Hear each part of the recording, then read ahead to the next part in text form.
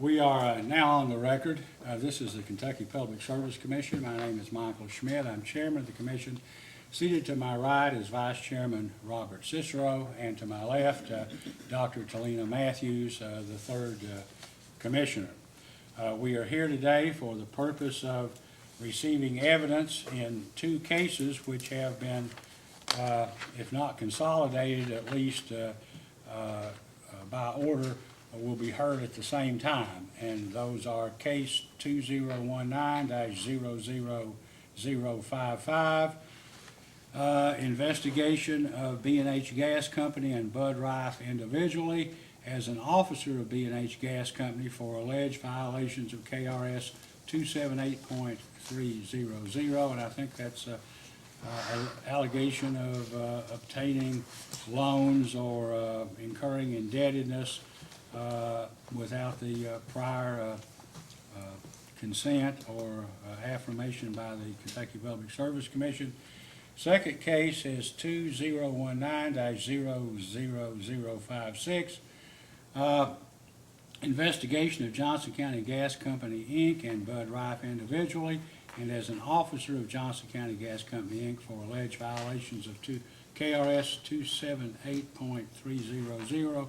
Once again, that's incurring debt without approval of the Public Service Commission, and alleged violation of commission orders and tariffs, which apparently have to do with the alleged failure to file gas cost adjustment information on a quarterly basis. Parties to this proceeding are Bud Rife, B&H Gas Company in 2019-00055, the Kentucky Attorney Office of Kentucky Attorney General, and the same parties in 2019-00056. All right, at this time, would counsel for Mr. Rife, B&H Gas, and Johnson County Gas Company please identify himself and his client? Yes, Your Honor. Joe Childers, representing B&H Gas Company and Johnson County Gas Company.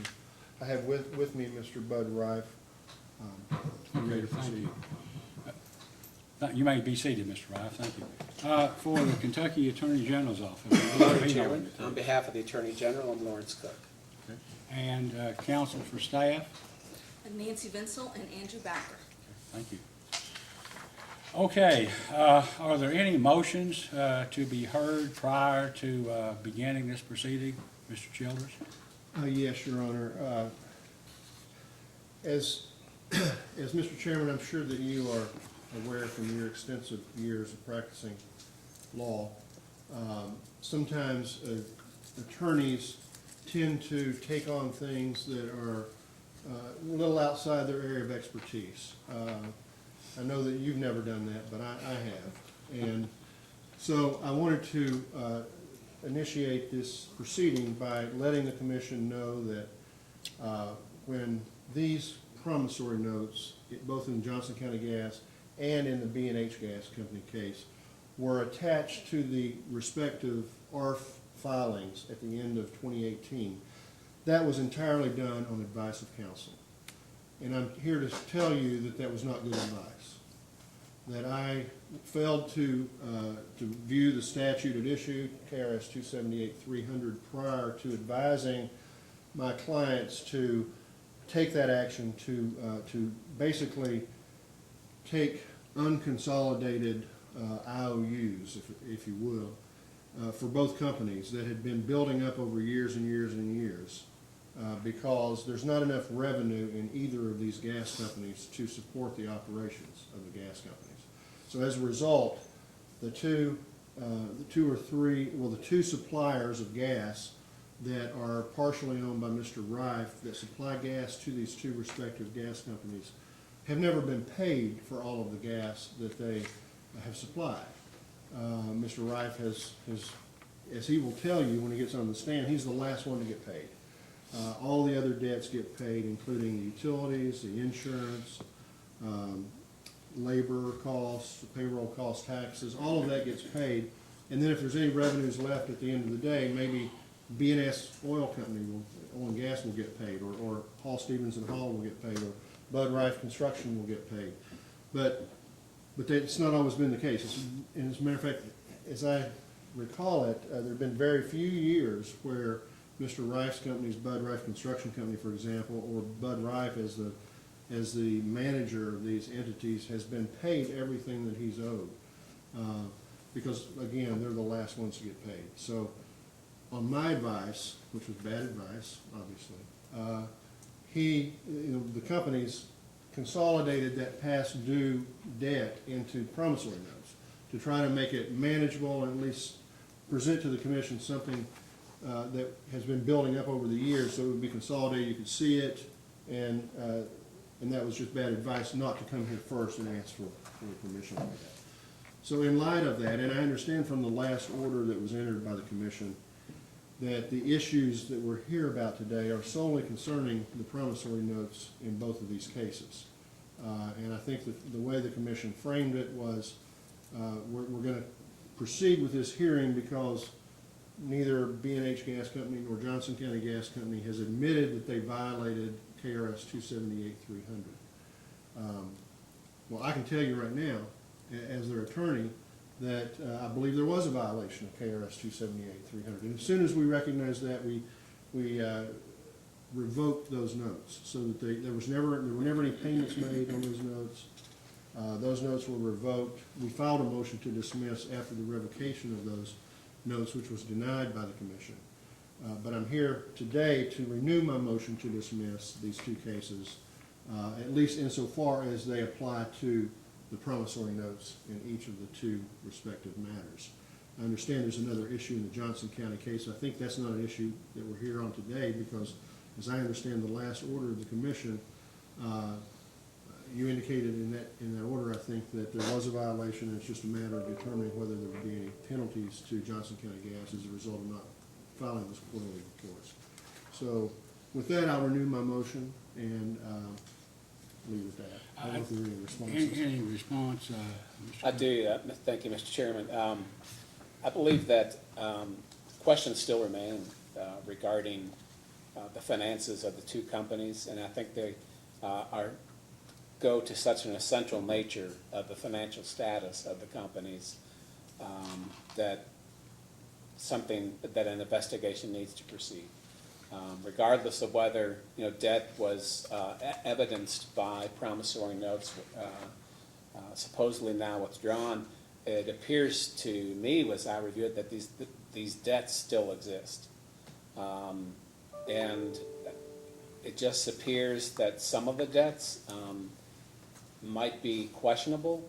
I think a lot of it is because of the very closely held nature of the companies. It's almost as if there's a service company involved here, almost the way that an IOU has a service company. However, none of those formalities are being followed. There's very little transparency. So I think that an investigation is warranted. Ms. Vinsel? Chairman, based on staff's position as counsel to the commission, I'm not sure that we should weigh in with a separate opinion from the commission.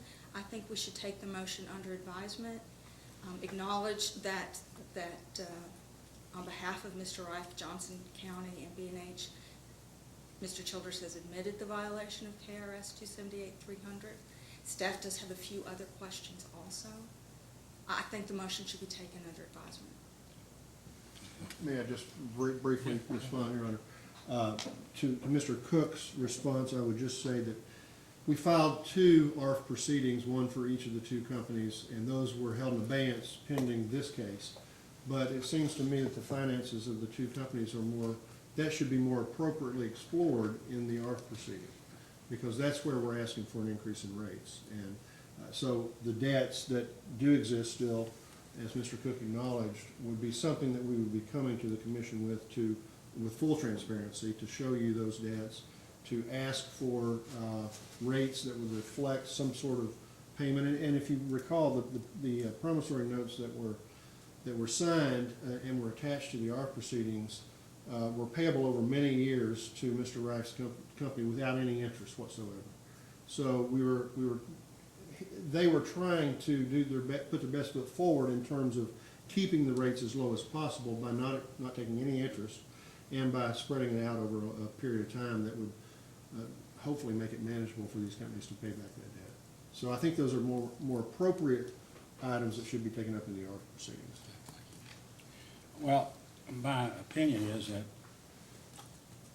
that this motion ought to be overruled at the end, and we ought to have some evidence taken here. At the end of the taking of the evidence, we can consider it and then make an ultimate decision. And if, in lieu of sustaining your motion, if your position is upheld, the cases could just be, in essence, dismissed, or there'd be no finding of a penalty. On the other hand, I know that the issue on quarterly gas adjustment, the gas cost adjustment, we would normally take evidence on that because Mr. Reif would be entitled to consideration of mitigation or something. So why don't we go ahead and move forward? And I'm sensitive to your position about the evidence of past indebtedness in the rate case.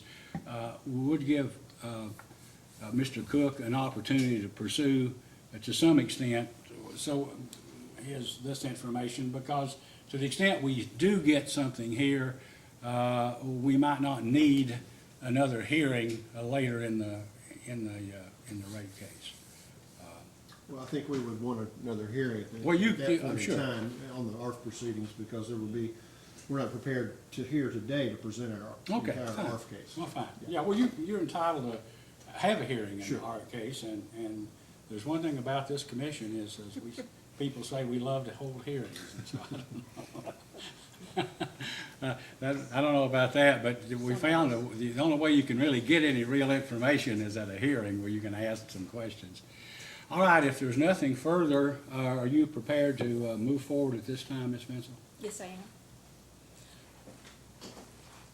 Well, as Mr. Childers has said, in case number 2019-00055, the issue there is that 6 promissory notes were included in B&H's ARF case, case number 2018-00433. Of the 6 promissory notes, 5 were legally valid notes. The 6th was an unsigned promissory note, so there appears to have been it did not satisfy the requirements for a legally valid contract. Separately, in the Johnson County matter, 2009-00059, not only there were 4 promissory notes filed in the ARF, 3 of which exceeded the 2-year period and thus came under the potential of violation of KRS 278.300. As Mr. Childers has noted, all of those promissory notes were subsequently revoked and filed. The revocation was filed with the Commission on March 21st, 2019. Separately, while reviewing the ARF case, staff realized that Johnson County had apparently not complied with its tariff to file quarterly gas cost adjustment filings, and the last, I'm going to call it GCA, was filed in February 2013. We would like to hear some evidence on this. Mr. Reif has admitted that they failed to file the quarterly GCAs, and in part raised the issue that Johnson County had been in bankruptcy during part of that time. And we need to get a little more evidence in the record in terms of the time periods and also the date of the commission order that required Johnson County to comply with its tariff and is one of the alleged violations. Thank you. Is this in in the record now, the prior commission order? I've got it here, I know we referenced it in the order, I need to make sure, but I've got it here and we'll introduce it as an exhibit today. Do you plan on moving forward now and putting this into evidence, or waiting until Mr. Rife testifies? We can go ahead and put all of our exhibits into evidence. Well, I thought if you did, that it'd give Mr. Childers to have an opportunity to see those, and that might be a better way to do it. Mr. Bowker will distribute them. The commission has 4 documents, 4 exhibits. Exhibits 1, 2, and 3 are copies of pages from, 2 from B&H's, 1 from Johnson County's annual report. That shows some additional long-term debt or promissory notes that were not included in the ARF cases. At least 2 of the pieces of long-term debt were previously approved by the commission. We need to understand why they weren't included in the ARF filing. And then the 4th exhibit is the order issued in 2011-00184.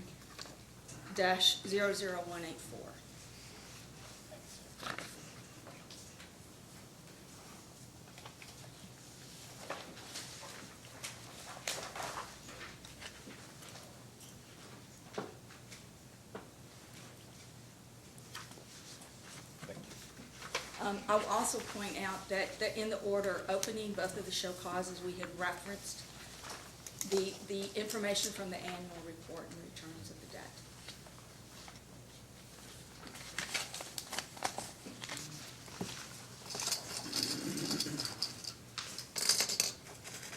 One thing, Mr. Childers, I'd like to say is, I appreciate your candor in your statement here in support of the motion to dismiss the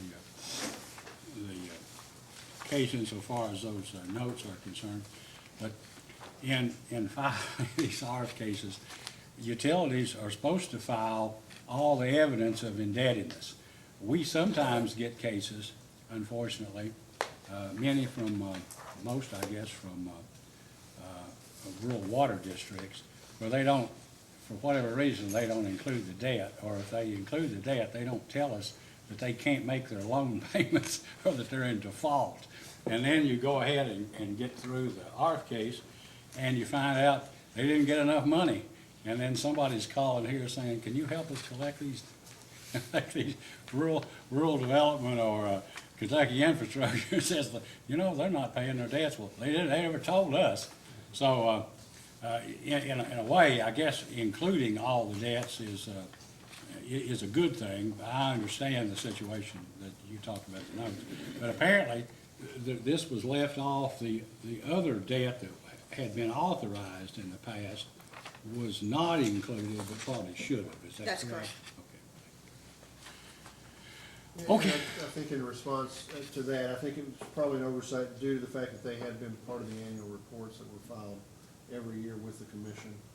So I think that was an oversight. It can be corrected on the end. Well, too, you know, there are so many things filed here by some, filings.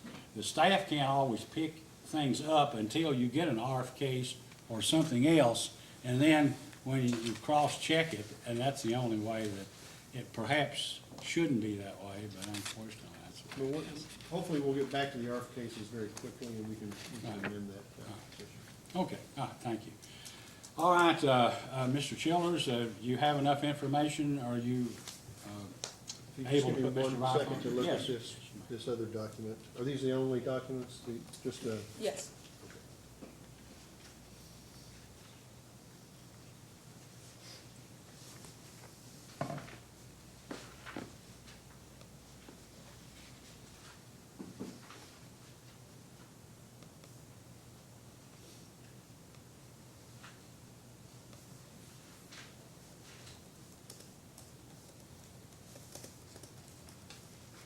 ready to proceed, Your Honor. Okay, Ms. Vincent, I guess it's your intent, is it not, to probably file these materials as staff exhibits 1, 2, 3, 4 into evidence? Yes, Chairman. Is there any objection? No objection. No Any objection. objection?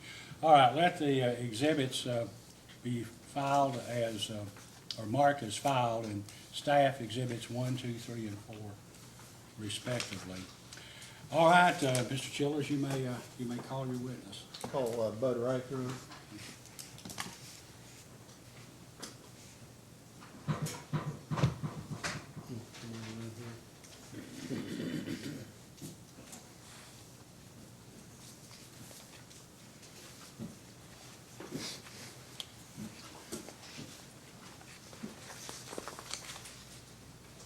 Mr. Rife, please raise your right hand. Do you solemnly swear or affirm under penalty of perjury that the testimony you're about to give will be the truth, the whole truth, and nothing but the truth? Yes, I do. Please be seated.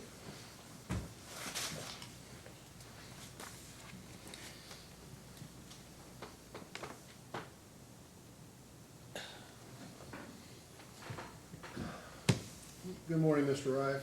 Good morning. Would you state your name for the commission, please? Bud Rife. And where do you reside, Mr. Rife? I reside at Floyd County at Mire Creek, 1862 Mire Creek. And what is your relationship to B&H Gas Company? I'm the owner of it. Do you hold any other titles with the company? Just, it's just the president of it. Are you the sole owner of B&H Gas Company? I'm the sole owner. And how long have you owned B&H Gas Company? I've owned it since 1986. And what is your relationship to Johnson County Gas Company? I'm the sole owner of Johnson County Gas. Okay, and are you also president of Johnson County Gas? I'm the president of Johnson County Gas. And how long have you owned Johnson County Gas? I've owned it since, I believe, 1998. Do you know approximately how many customers are served by B&H Gas Company? Oh, Bar Park, around 300. It goes up and down with the winter and the summers and stuff. And how many of those customers are residential customers? Probably 260, 280, somewhere in that area. And what about Johnson County Gas? How many customers does Johnson County have? Johnson County, I believe, has like 320, and And how many of those roughly are residential? probably around 290. Okay. So these 570 or so residential gas customers, first of all, where's B&H located? B&H is in Floyd County. It starts at Betsy Lane, and it goes down to Ivor. And I assume Johnson County Gas, by virtue of its name, is in Johnson County, is that right? Yes. And what part of Johnson County? From like Mealy to Woodland Estates, and from like Miller's Creek to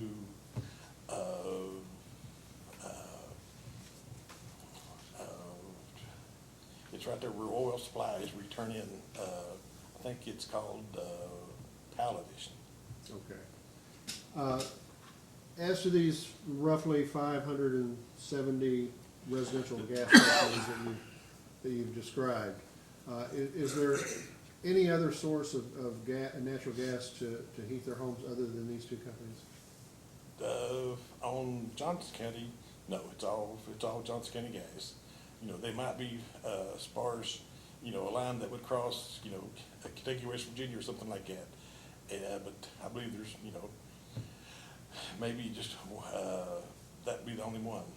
And then on B&H, there's a few that maybe mixed in with Columbia Gas, because there's like a Columbia meter here, then you've got a B&H meter, you've got a Columbia meter, you've got a B&H meter, and that's just in Betsy Lane and some in Stanville. But that's the only, that's it. Okay. Let's talk about Johnson County Gas for just a second. You've heard some discussion about the quarterly gas cost adjustment filings that were not made. Staff indicated that they'd like to hear some more about that. Can you explain, to the best of your ability, why Johnson County Gas failed to file those quarterly returns? Well, the lady that was doing them had, we moved from the Harrell location to a Betsy Lane location. And, we pretty much just boxed everything up. And then, you know, I had, secretarial problems that she wasn't doing, you know, a whole lot of work. She would write checks and she would do stuff or whatever, and she would, I guess, basically cover it up and, you know, not hide it, but lay papers over top of something, and, you know, she had stacks of papers just everywhere, and, you know, I just, you know, I had a time with her, trying to get her to keep up with everything, and, you know, we always tried to, help her get stuff done, you know, and I always lenient, I guess too lenient on her, and, and then, you know, when we moved to Betsy Lane, I guess with all the paperwork and all that stuff, and she just pretty much got mad and quit. And because, you know, I was on to her about, hey, you know, a lot of this stuff, you know, because, you know, the tax returns and all this stuff wasn't getting done. And so, you know, she walked out, and then we brought somebody else new in. So we had boxes and boxes of stuff that, you know, we was trying to find out all the other stuff, what was going on with it, and, you know, where the stuff was, you know, just trying, you know, we found, I'd say 20 or 30 checks of people that she's supposed to mail checks to, that she never mailed checks. We found the checks piled up in paperwork, and, you know, stuff that's supposed to have been, you know, sent out, wasn't sent out. So, and then, like I said, and like I said, she was the one that was trying to do the PGA, and she always struggled with it, is because, you know, pretty much every time she would send something, it would end up being wrong, and they would have to say, hey, you know, you're supposed to do it this way, you know, and we always, you know, tried to get it worked out. And then, you know, like I said, after she left, you know, the other people, you know, didn't know nothing about it, and I was, you know, always working on other stuff, and then we done the bankruptcy, and then the bankruptcy, you know, they went and when we filed this stuff, the first bankruptcy, we started it in like 2010, I think. And this one guy, he was supposed to, you know, filed all the stuff and got a bunch of stuff done. And I'm trying to remember what his name is, but he goes and they disbarred him. And, you know, all the money that we paid him and all this stuff, the bankruptcy court disbarred this guy. They disbarred your lawyer, is that what They you're saying? disbarred my lawyer. Is this name Paul Snyder? Paul Snyder. That was the guy and all this stuff. They disbarred him and all this stuff. And he went, you know, he said, hey, you know, when we, you know, he was advising me or whatever. So, and then, you know, I kept trying to find another attorney, and then I come up with Thomas Bunch. And Thomas Bunch's dad had done the first bankruptcy that was done in 1980. So, you know, he pretty much, his dad knew of Johnson County.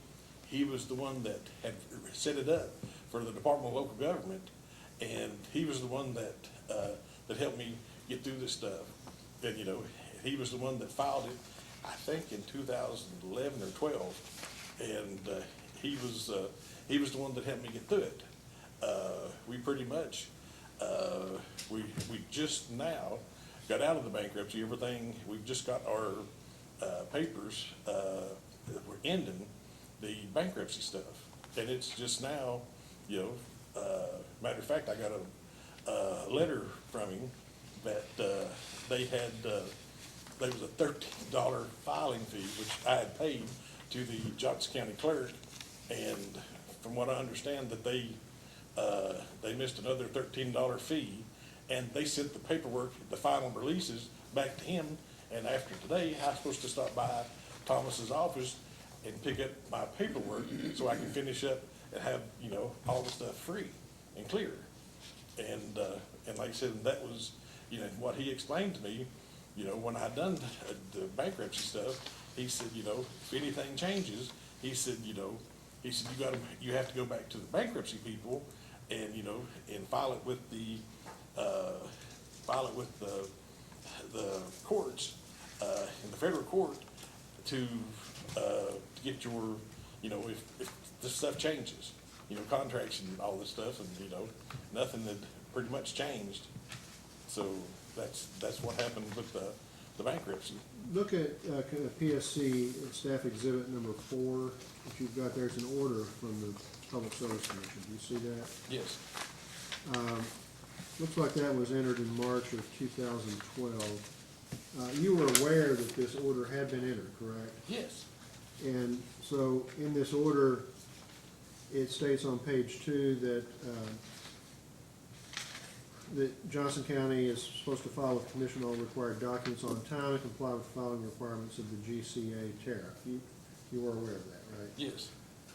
Did the fact that Johnson County was in bankruptcy cause any confusion in your mind about this order that the commission had clearly made to file these tariffs? Well, it just, everything, nothing changed. And, when we filed the bankruptcy thing, I thought that, since nothing was gonna change, and, I thought that, I thought it was all fine. And then, and like I said, the problems that, I had with secretarial help and all this stuff, there was just a bunch of stuff that, we couldn't even, there was a bunch of records that we didn't have. And then, But just for clarity though, you don't deny that Johnson County failed to file these quarterly tariff returns, correct? no, I don't deny it. Okay.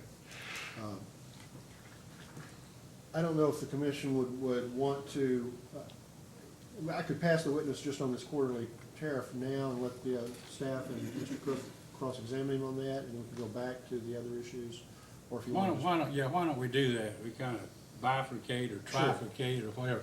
But I want to let staff counsel cross-examine first. Sure, absolutely. Good morning, Mr. Rife. Staff is aware that you've had health issues recently. If you feel like you need to take a break, please speak up. Okay, no problem. Let's go back and revisit your bankruptcy filing. In response to one of the data requests, you filed among the documents from that bankruptcy filing. And included in that docket was that the bankruptcy was filed in 2011. And according to this docket, on August 29th, 2013, the final decree was entered in the bankruptcy, which closed it. Mhm. So could you explain what you mean by that you've just gotten out of bankruptcy? Well, it took the 5 years, we went and, we done the, when they set all this stuff up, they set it up, it's like a 5-year payback to pay all the debtors. And, once you go through all that stuff, you have to, I believe part of the thing was I had to give them, put up $100,000 of my own money and all this stuff to pay the debts and all that stuff, and try to get it back on its footing and all that stuff, and that's what I did. And then, and like I said, we wasn't getting enough revenue, through the 5 years and all that stuff. So when it come to the end of the bankruptcy, I took my own money to finish up the bankruptcy, to pay it off. And, they just wasn't enough money coming in. So I went and, I took my money that, and paid it off. I want to make sure that I understand, and I don't want to put words in your mouth. So what you're telling me is that the bankruptcy case itself terminated in 2013, but the payment plan continued through 2018? Well, what they do is, what I understand, what Thomas Bunch explained to me, he said, once they do all this stuff, and the bankruptcy, when they approve the plan, they closed that part of the case. So then, they give you the other 5 years to go ahead and, all your debtors, what money it makes, which, Johnson County never did make no money. And it goes through the process, and, because, it's supposed to be building rates, but when they done the rates and all that stuff, they didn't approve enough money. So, it's just, I just, had to wait till the end of the thing, into the bankruptcy, when my 5 years was up, and, pay it all out of my pocket.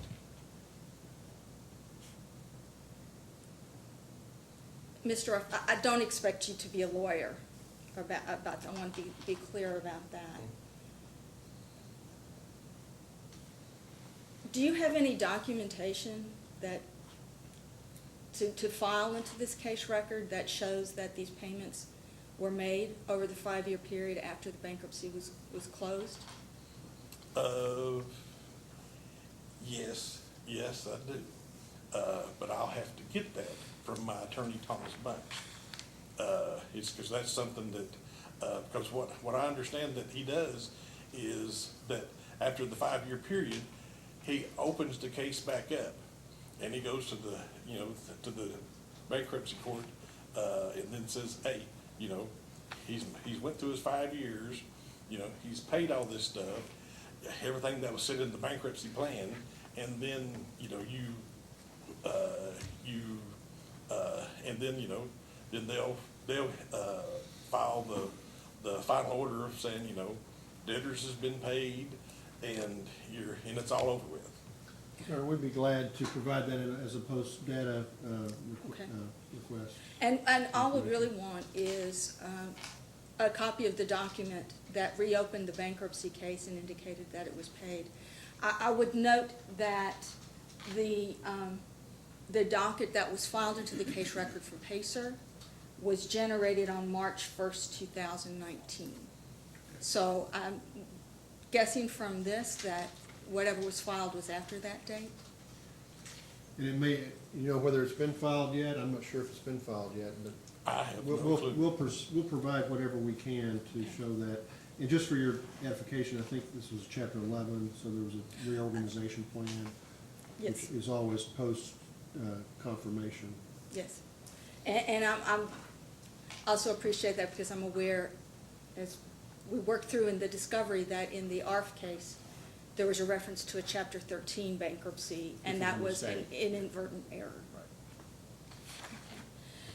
Just in terms of the dates, I would note, as you can see from that Exhibit 4, the Commission's order requiring timely filing of the GCA was in March or May 2012. In looking at the Commission's docket for Johnson County did file a GCA. It was in February of 2013 in case number 2013-00049. So that was the last GCA that was filed into the record. Let me ask you, you say that you had to bring in a new employee to address GCAs. What date was that?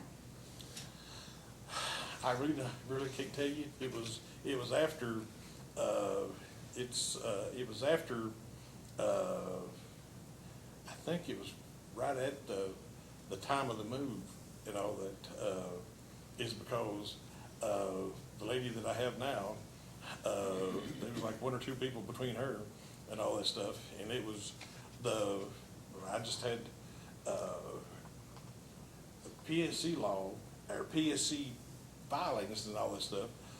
A lot of these people just say it's just too much work, and they just walk off. And, I went and, that's why I found this one lady, which, I hate to say this, but she was my ex-wife. She had done filings before, and she helped me with it and all that stuff. And, I heard her back is because, she's real personable. And like I said, she had knowledge of the other stuff before, and, and she tries to keep up with everything. Is because it's, like I said, I just, I know she was always honest, and, she's always there. A lot of people wouldn't show up, and, I'd be stuck at the office having to watch the thing myself. And, it was just a struggle. And then in 2014, this guy, we had an arson, and he burnt my whole building down. And, Mr. Ruff, I don't want to stop you from finishing. Can I go back to my original question? Mm-hmm. Since you've pegged the date perhaps to the move. When did you make the move to the Betsy Lane address? I think it was in 2012. Okay.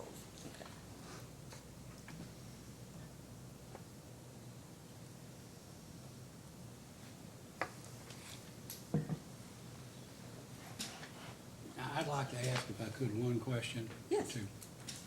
Apparently, and correct me, I'm making an assumption, that since failure to file the gas cost adjustment quarterly is not a charge or an alleged violation in the B&H Gas case, that those quarterly gas cost adjustments were filed in B&H Gas. Is that correct?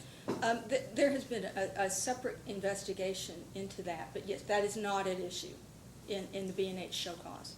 Well, I know it's not an issue, but do you know if Mr. Rife or his companies have filed the quarterly gas cost adjustments in B&H since 2013? I believe so, and let me double check. Do you know if that's true?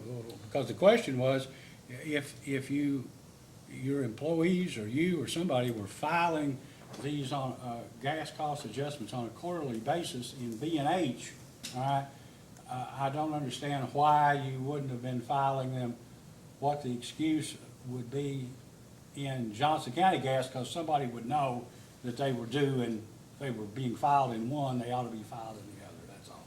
I think last year that when we had the investigation or whatever, when we was here with the BNS stuff or whatever, that you all filed an order saying that it's because in my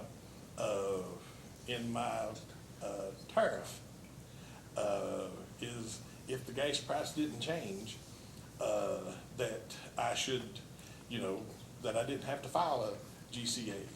Well, and I think that it was Allison Honaker in 2017 or 18, somewhere in that area, Allison changed my, she said that we need to change our tariff. And then we started filing it from the day that we changed it on. You all placed an order saying, from this point on, that we have to file a In B&H? in B&H, yes. Okay. And we didn't, and like I said, with Johnson County, we didn't even know we even supposed to have been doing that and all that stuff. All that paperwork got lost in the fire in 2014, and because we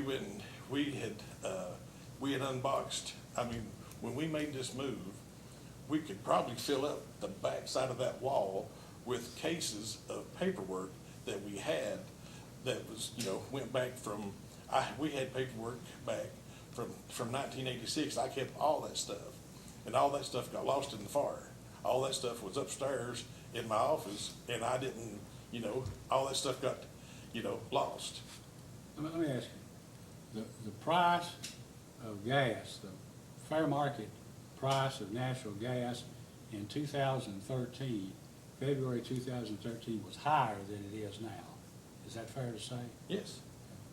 So, but if you haven't been filing your quarterly gas cost adjustment information, you're over the years of February 2013 to present, you've been charging your customers a higher rate than the market would normally tolerate or would bear. Wouldn't that be fair to say? Are we talking B&H, or are we talking I'm talking Johnson County Gas. Johnson County Gas? The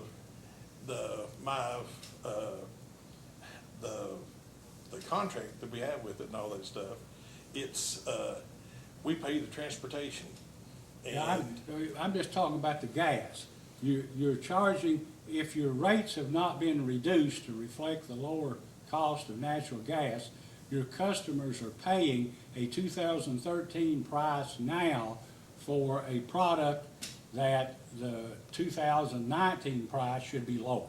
Isn't that, that's pretty obvious, isn't it? well, like I said, once you take out the transportation, you're talking only like $4 and something. And if you if you compare the price that B&H, what it files with this GCA, it'll be in line. It'll be real close to being line and all that stuff. It won't be, because the prices was higher and we was charging a lower price in 2013 and all that, because if you done the ARF coming forward, if you use the rates and you do all the factors and all that stuff, it would, more than likely, it would probably owe us more money, but like I said, it was not, we didn't, we paid the transportation, which transportation's almost out of like $6, we pay, like $1.60 or something like that in transportation. And out of that, what we was charging them. So like I said, that's gonna be ballpark around $4 an MCF back in 2013. And that's why I tried to keep our gas costs the same, so everybody could, every complaint that I hear about people and all that stuff, they complain about the price going up and down and all this stuff. And they like having to sit for, long terms of contract. So, we don't have to do that. We don't have to raise it up one month and down the next, or quarterly. We don't have to raise it up and down. Chairman, Go ahead. You go ahead. Yeah, I'm sorry. I can answer the question about B&H. B&H did not file a GCA between 2008 and 2017. However, ever since 2017, B&H has filed a quarterly GCA as required by the tariff. But during that same year or two period, Johnson County Gas has not filed, correct? Correct.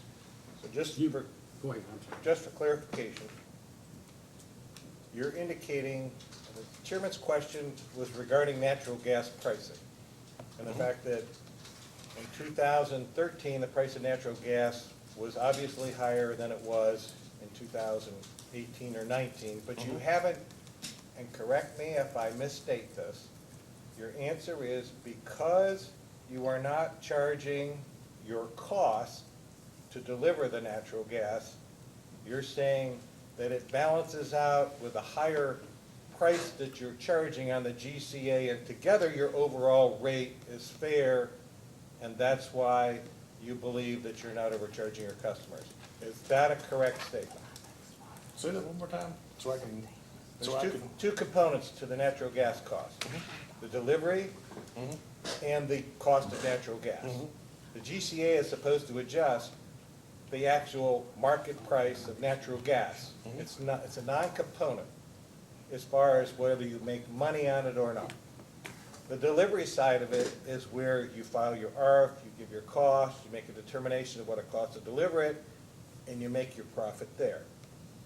If I understood you correctly, when you answered the question, you indicated that your overall price of gas is a fair delivered price because you're losing money on the delivery side, but you may be making some money on the gas cost side, which is supposed to be adjusted. The gas cost side was lower in 13. So if I would have been paying like $6 or $8 in MCF and all that for the gas, we was only, charging like $4 and something. So, and if you done that figure to the new rates right now, and, it's gonna balance out. It'll be more than likely, it would be better for if you do the heating value and all that, it's gonna be more, they won't be, because this gas cost is spread out and over like a year, sometimes 2 years, whatever. And, if you don't collect enough, and that's why that it's, it will balance out. And if you wanted us to do a financial thing of what the cost was back then compared to the rates and all that stuff to the cost now, we will be glad to, and, show you that, it would be done, it would be done, you can see that it's not a factor. There shouldn't been a big factor. It may be just a little bit one way or the other, but that way it would be fair to everybody. So you started this off, just so I still understand correctly, by saying that your GCA was understated in 2013, and therefore, because it was understated, now that the price has come down by 2018 or 19, actually you're where you should have been anyway.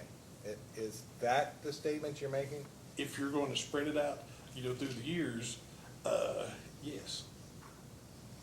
I'm not sure what you mean by spread it out through the years, because if you're If you done saying an that- average, it would balance out. But the problem is, at this point, you don't know what that average is because you haven't been filing a gas cost recovery, right? The gas cost adjustment, you haven't been filing it? Like I said, with the fire and all the stuff that went on, all that paperwork got lost. We didn't even, we didn't even know that it never hit nobody until the PSC brought it up, say, hey, you've not filed it. We did not know that.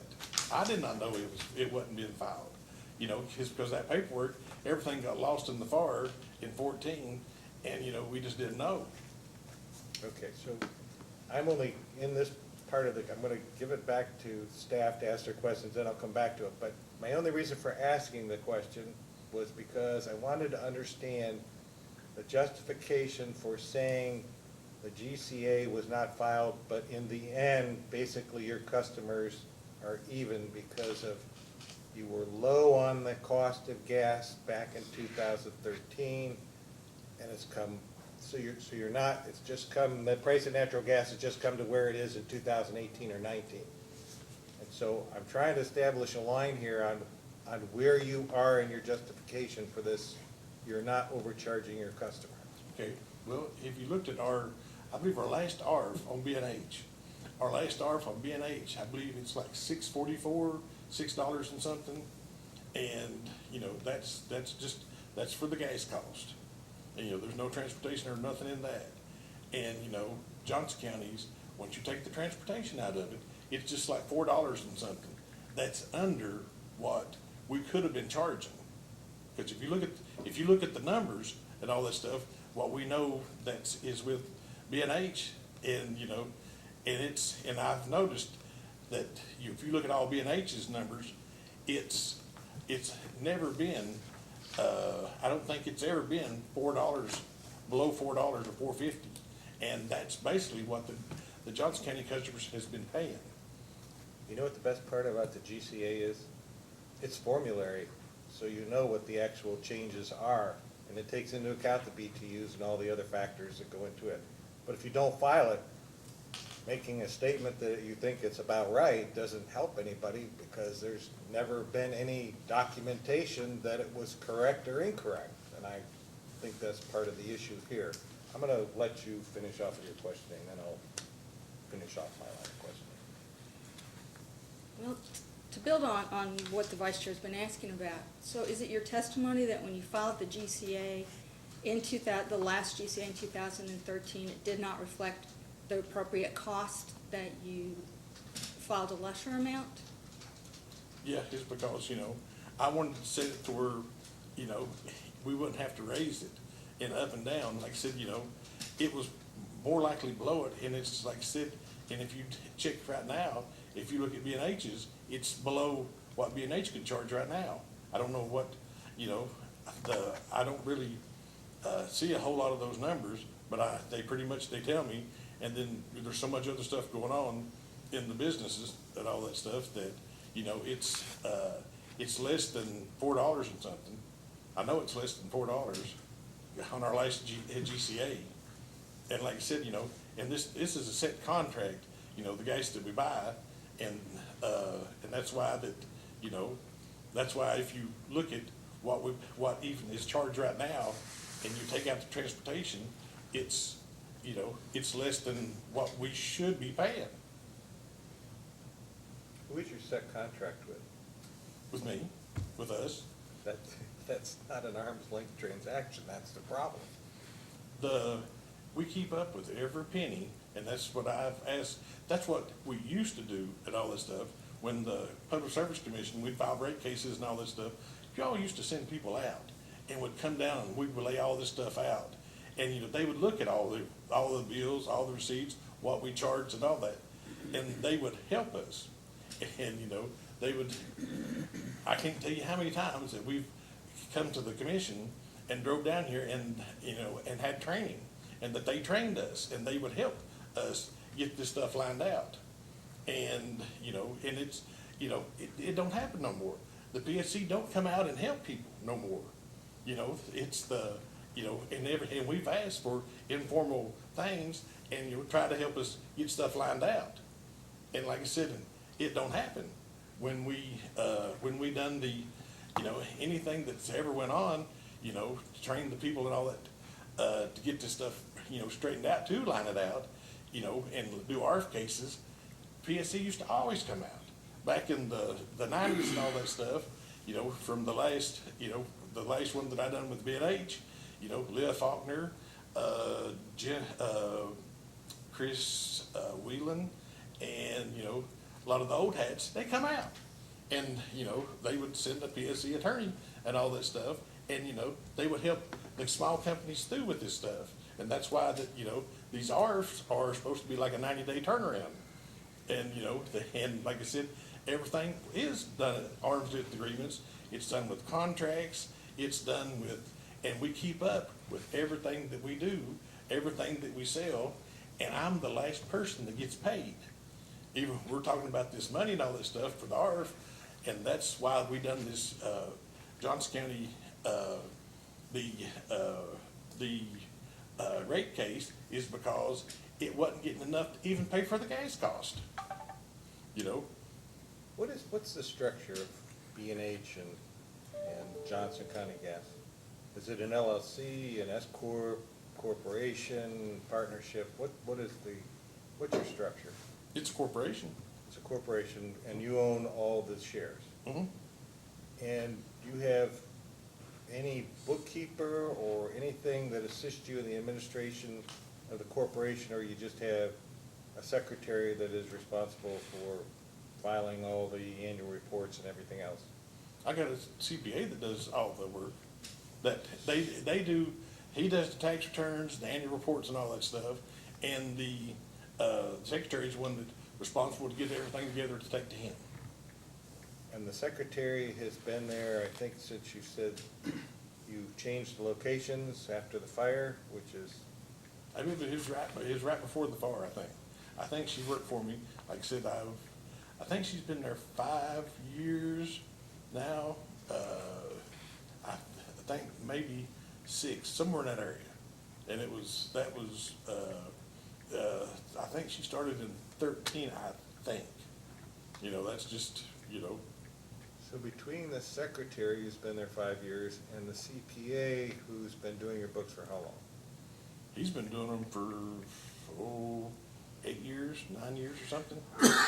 So neither of those two were aware of the procedure requiring a GCA to be filed, and you as president, as the other administrator, even though you had an order in 2012 that said you'll file GCAs from this point forward, between the three of you, nobody was aware that it wasn't being done. You weren't aware, even though you had supposedly filed them before, that you weren't filing them. It all got lost in the shuffle. Well, like I said, the lady quit, and nobody, you know, we didn't know where all that paperwork was.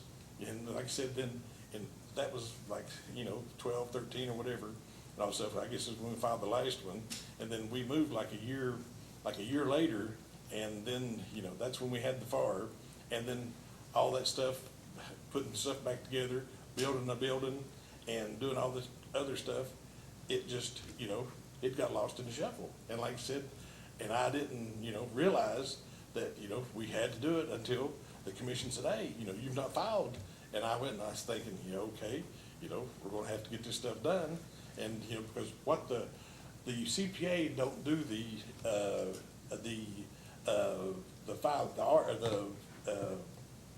PGAs or the purchase gas adjustments or whatever and all this stuff. The CPA don't do that. You know, we do that, you know, Sudi tries to do it and all that stuff, and then, we try to get all this stuff together, the people that work for me. Do you have a procedure manual or anything that says, here's what has to be done on a monthly basis for those that are working for you? No, So you could have a change in a CPA tomorrow, and really you'd be back to square one, and your logic for not following regulation would be, and I'm not insulting you, but ignorance of the law, or ignorance that it needs to be done, or, I mean, is that the excuse you're providing, or the reason? Let's restate it. Is the reason you're providing that it's not being performed? it's, like I said, everybody forgets stuff. And, there's stuff that, when things happen, that was a significant event and all that stuff, all this stuff that happened in that one short period of time. And then with the bankruptcy stuff, they was just, even when we done the bankruptcy, nobody said, hey, you're supposed to be doing a PGA because of the bankruptcy stuff. And it just, it's just one of those things that it just got lost in the shuffle. And like I said, and there's just so much that goes on, with, FARs and all this other stuff and everything, and, just, being out here doing stuff day to day out in the field with the gas customers and everything, and, meeting with people, going to, investigate leaks, going out and, when people's digging and all that stuff, doing the patrolling and all that stuff, it's just, I just don't sit behind a desk. I'm out every day out in the field. I don't, I come in at night and try to do my paperwork, and then, I'm always outside. I'm not sitting behind a desk, looking at all this stuff. The PSC used to be a booklet that the PSC had a long time ago and all that stuff, and would help the small companies, and I believe it said something about, I've looked online, there's nothing that I've seen online that says, that tries to help the small companies. Could I ask that we move on? I think Mr. Rife has made his point. Yeah, I'm just gonna make one more comment. And that is, there was an order that came out from the PSC instructing you to file a GCA, right? Yes. And you would think out of all of the procedures or paperwork or getting lost in a fire or turnover, that at least you would be aware of the orders issued specifically to B&H or Johnson County, that you would go back and look at those and know that you hadn't filed the GCA, or at least look to see if a GCA had been filed, since it's specific to your organization. Regardless of what the regulations are in general, that order is specific to you. Would that be an accurate statement? That'd be an accurate statement, but with a FAR and all this stuff, when you don't have those orders in front of you, and this stuff is out there on, that's stuff that, I'm sure that you've misplaced stuff, that you've done stuff or whatever, and you don't remember everything 100% with all this stuff that you have to do during the day. And I understand that you're a CPA, and don't your clients sometimes forget stuff? Well, I'm not a CPA, and with all due respect, I've had two businesses, and the one thing that I made sure that I did was be compliant, especially with federal and state and local laws and tax returns. And if it's specific to the organization that I own, yeah, I made sure that I complied with what I was supposed to do and had other responsibilities as well. So, but that's neither here nor there, because in this situation, the responsibility is on you as the president, owner, whatever, and the issue here is whether the GCA was filed, and it wasn't, and what the reason is, I guess it's not really important, other than the fact that it wasn't filed. So I've finished my line of questioning. I'll turn it back over to you. Mr. Rife, can I refer you back to PSC Exhibit 4, the final order? You have it in front of you. Mm-hmm. Final order in case number 2011-184. If you look down at the very last sentence on that page, and I'll just read it to you. And this was in on March 9th, 2012. Commission said that Johnson County had filed all of the requested documents and information. is currently in compliance with its required GCA filings, and has retained counsel to help ensure its compliance with future commission directives and periodic filing requirements. So at that time, you had counsel who was helping you ensure that you had your GCA filing. Yes. Okay, and we also have this case, 2011-184, was initiated a few days before you filed for bankruptcy, was ongoing during the bankruptcy petition, and you in fact filed a GCA in 2013 while the bankruptcy petition was pending. Is that all correct to the best of your knowledge? Yes.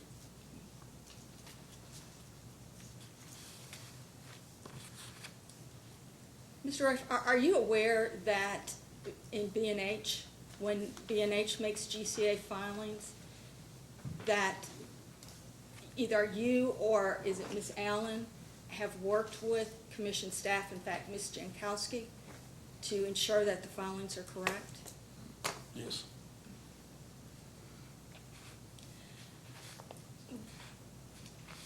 Going back to the fact that while the bankruptcy petition was pending, there was this ongoing case.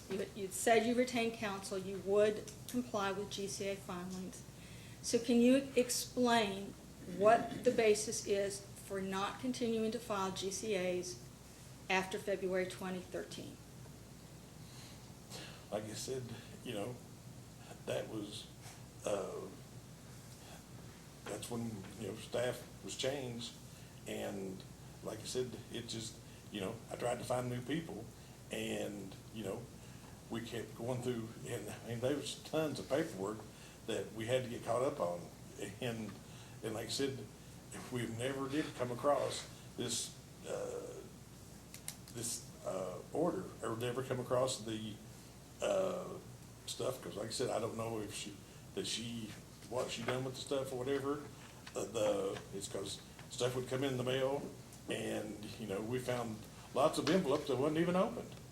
And like I said, it just, and like I said, it's, you know, I would get stuff straightened out, and this lady, she just, you know, just dropped the ball on it. And then, like I said, you know, and I kept trying to, you know, trying competent people to try to help me get, the company in line. So it's your testimony that you did not receive the 2011 order? In 2011, yeah, probably Objection, I don't did. think that's what he said. That's what I want to clarify. What order is it that you said you did not receive? I went in, you know, the 2013, you know, after we retained the council or whatever, and then, you know, we just, you know, the lady just, you know, like I said, she just, you know, dropped it. It's I think, isn't it correct, the testimony in essence is that Mr. Rife admitted receiving the 2011 order, but sometime after 2013, due to staff changes or whatever, the order became misplaced or perhaps was lost in a subsequent fire, and he changed secretaries, and that's his explanation for what happened. Is that I think that's essentially accurate. true? I think that's accurate. Okay. I think that's what he testified to. And I think he's already answered these questions about the reasons. I mean, I don't know if we want to plow all through that ground again. I agree with you. I think he has. And actually, staff is finished with its questioning on this issue. Okay, all right. Mr. Cook, you have questions? Just, maybe you can help me understand, just want to make sure I understand correctly. So, B&H, between 2008 to 16 or 17 did not file a GCA.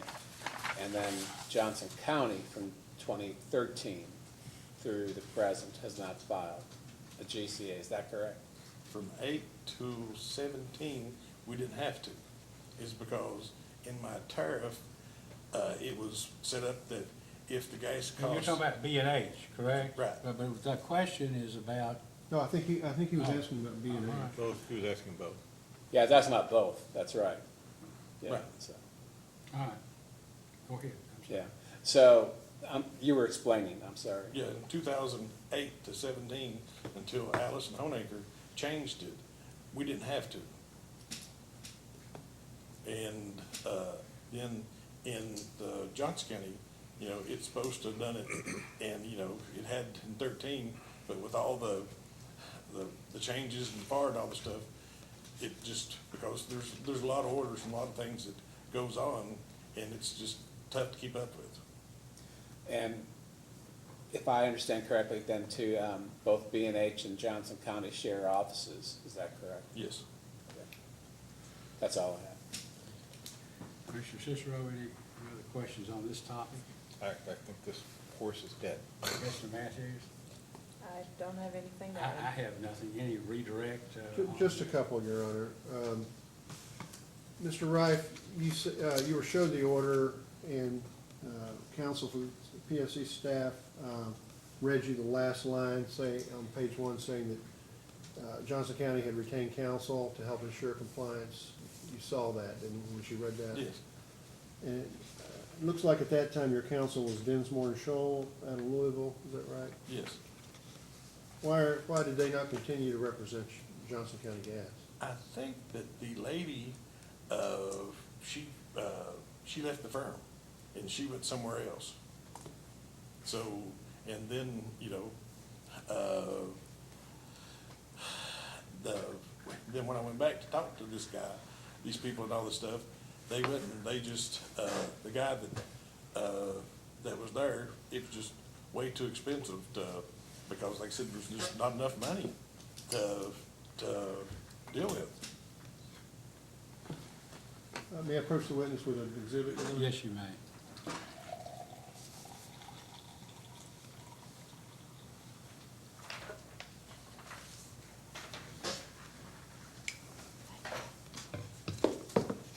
This will be Johnson County Exhibit 1.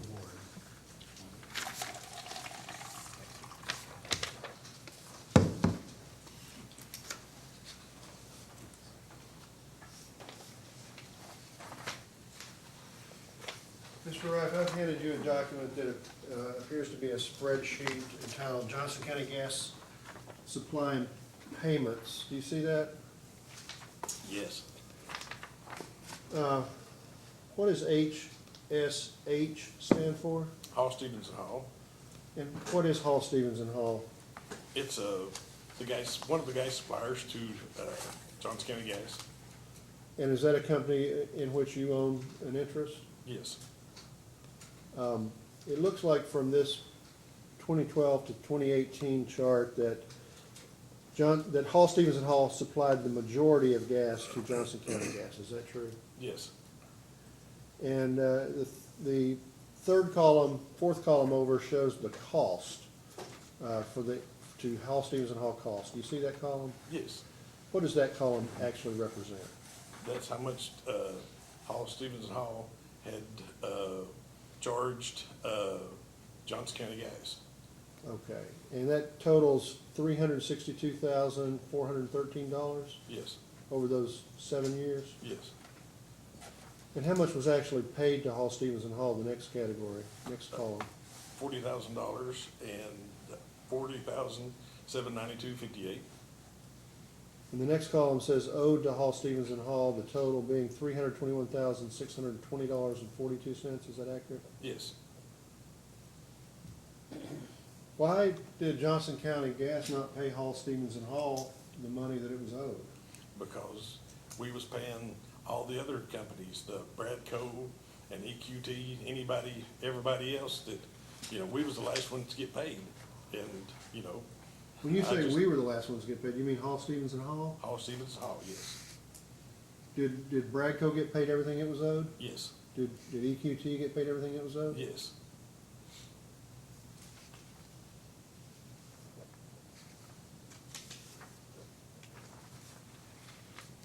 All right, move this into evidence as Johnson County Gas Exhibit Number 1. Any objection? No objection, but I will have some questions about it. I'd let the document be filed into evidence as Johnson County Gas Exhibit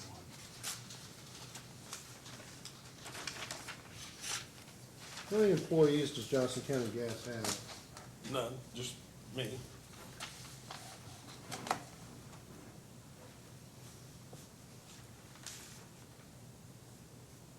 That's all I have, Your Honor. Anything else? You wanted to, any, I guess recross ought to be limited to this chart. Okay? Yes, I just have a couple of questions on this document.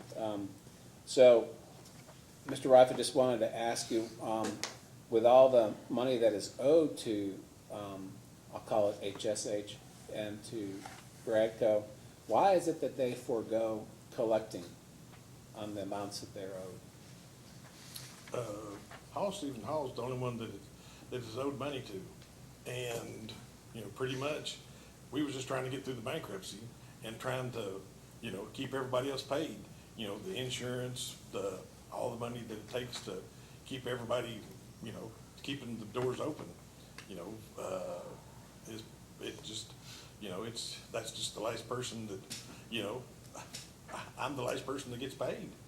So in 2017, you only paid $3,300 to HSH, and last year you didn't pay anything, right? Right. It's because we had attorney fees and we was paying attorneys, you know, we paid, another attorney, almost $40,000 or $50,000. Do the other owners in HSH, the other partners, put pressure on you to collect? Or, Well, they went and, you know, what I explained to them is that I was in the bankruptcy, and once I get out of the bankruptcy, then, you know, I'll go back and go into the rates and try to collect our money and all that stuff. Because, you know, I just, you know, was just, you know, not wanting to, you know, we was already in bankruptcy, and they wasn't no use to, you know, try to make it any harder on the customers. So, you know, if I could spread the cost out longer and just, you know, held off.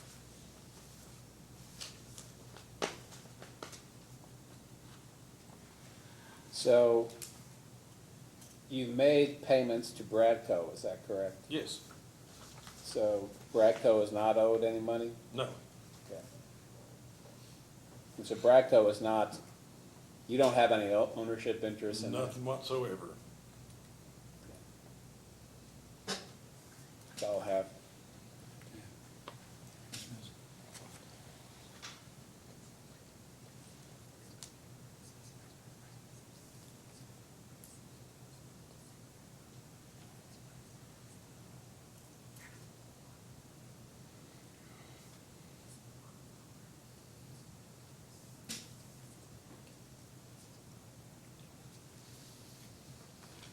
Mr. Reif, can you clarify, is the price for gas that you get from HSH and Bradco a contract price? Yes. And the price that you get from EQT, is that a market price or is that a contract price? I think it's a contract. Have you filed that contract with the commission? I think, yes, I believe it is. That's all the commission has. Cicero, questions? Can you purchase any amount of gas you want from EQT? Yes.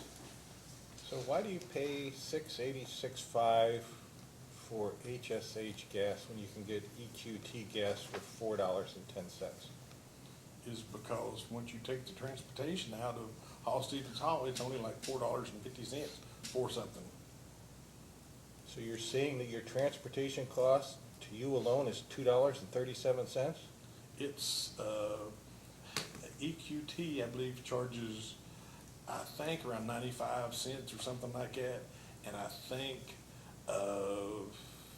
Columbia Gas charges, I think 66 cents, somewhere in that ballpark. So does the $4.10 from EQT include 95 cents delivery? No, I believe it's included, I'm not for sure. I'm just, you know, that's something I'd have to look at. Well, I'm trying to get apples to apples here because you made the statement that if you take out the transportation costs of the HSH gas, it's comparable. But if there's transportation costs in the EQT gas, then again, we're not comparable again. And I'd be back to my original question, which is why you'd pay more for gas if you could get it cheaper. I don't know the question is because it's not the transportation is not in on this sheet of paper. Okay, so the post-hearing data request, I'd like more detailed breakdown of what's included in the costs here, if there were, what the transportation costs are, and then the comparative number on the MCF costs to see what the actual pricing is between the three entities shown on here. What, just so I'm clear, Mr. Commissioner, you're asking for detail on each of the companies as to what's included in these figures? Yes, so that I know that if Mr. Reif is stating that the HSH cost is high because of transportation, and comparing it to for example, the EQT, if the EQT cost also has transportation or is exclusive of it. I'm not sure, looking at the numbers right now, if I have a basis that's comparable, or if one cost has other components to it that's not being broken out. Yes, I understand. That's all I have. Mr. Matthews? I don't have any questions. Mr. Rife, who are the other owners of Hall, Stevens, and Hall? There's a list of like 20-some, and, I don't remember them all. Well, do you hold an office, or are you on the board of directors of Hall, Stevens, and I'm Hall? just the manager, and I own like 20, because I talked to them, prior to the bankruptcy, and I had, told them what I was going to be doing and explained the stuff, because, I'm just asking you, you're the general manager of Hall, Yes. Stevens, and Hall, Yes. right? Are you the president? Do you hold an office in the company? no, I'm just a manager for it. Who's the president? There's no president. Is that a corporation, or? No, it's just a partnership, I think, Does that, Hall, Stevens, and Hall have an attorney? no.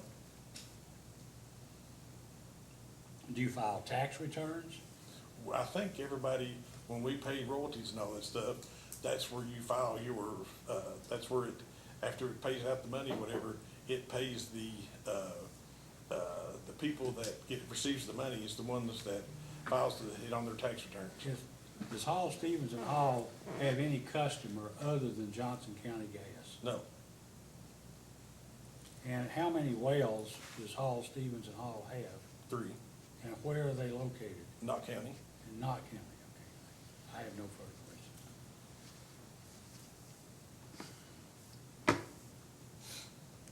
We need to go on to a different subject. Just maybe one more question on this. Mr. Reif, you were asked questions by Commissioner Cicero about the relative cost from each of the three suppliers for Johnson County Gas. And I think he was pointing out that EQT, for example, the charges per MCF seem to be less than what Hall, Stevens, and Hall has charged. And you talked about transportation costs and so on, and we'll provide that information in detail after the hearing. But the bottom line is Hall, Stevens, and Hall was only paid $40,792.58 for 52,791 MCF, correct? That's all that's been paid Yes, over that 7-year period. yes, And in 5 of those years, there were no payments whatsoever, is that right? yes. That's all. Okay, would you like to address the next issue, or? Could I ask for a short break? Yeah, let's take 10 minutes break and come back at 25 until 11. We'll be in recess until then. We're now back on the record. Mr. Childers, are you ready to proceed? Yes, sir. Mr. Reif, in terms of the work that gets done for both B&H and Johnson County Gas, you said, I believe you said earlier, you're out in the field a lot. Do you operate equipment? I operate equipment. Always out checking when people call in, especially at night. If somebody calls in, if it's like a gas leak or something like that, and they say, well, they don't know whose it is or what's going on, I'll go out there first before I'll call my guys out in the middle of the night, is because, that's just something I just, you don't never know, because a lot of times you have people live close to sewer plants or something like that, they'll smell methane, or they'll smell something, they won't know what it is. And, everybody gets scared, then, I'll go out and check it out first before I'll say, hey, we got a problem, we gotta check this stuff out. Would you just explain to the commission what various jobs you do for Johnson County Gas and B&H? I'm with them when we do all the leak survey stuff. I do all the, I used to do the training. I used to, I'm always out, doing the patrolling. I just, I check out all the customer complaints when somebody has an unruly customer that, we got an unruly customer that, don't like something, a lot of times I'll go out to them and, and try to figure out the problem, or try to, help them with, problems, before we cut people off, There's a lot of times that, if people wants gas, or if somebody wants, any complaints, I'm the one who goes, I go to them first. To me, it's just personalized service. And, I do the regulator stuff, I do all the inspections, I do pretty much anything that, anything needs to be done, I pretty much do it. Go to the CPAs, go to the banking, do the checking stuff. Have you and anyone with you undergone any training recently? Yeah, we went and, we had 3 people. We've got Earl Taylor to come in and do our training on our qualifications.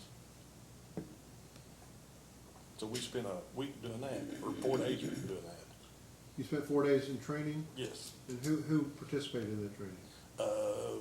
Jimmy Lawson and David Hunt and me. And who are Jimmy Lawson and David Hunt? Who do they work? They work for me, for Okay. a construction company. Okay. And did you all recently go out to Western Kentucky for some training? We went out, me and a friend named Robert, we went out to ITS to be certified trainers. And we, we done the proctoring, we went and done all that stuff so we can, certify our own people.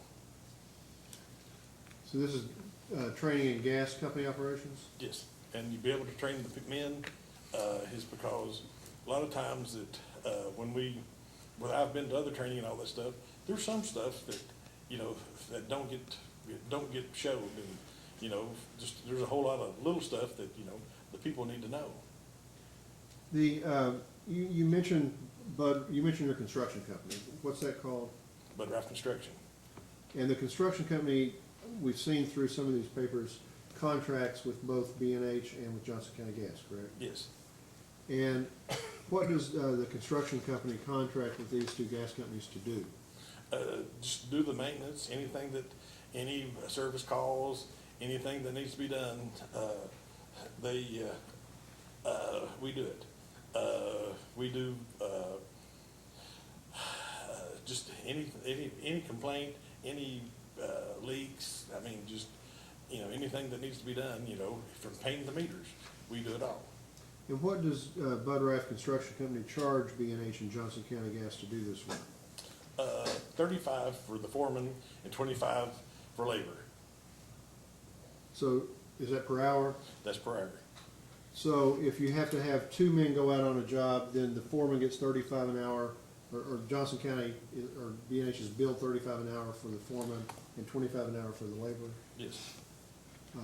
And does that include, in addition to that, does B&H or Johnson County pay any health insurance or other benefits, retirement benefits, or payroll taxes or anything like that? No, not on that stuff, no.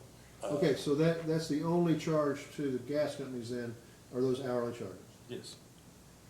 How does that compare to Columbia Gas? Do you know? Columbia Gas, just the people that we've met, their serviceman gets paid like $41 an hour.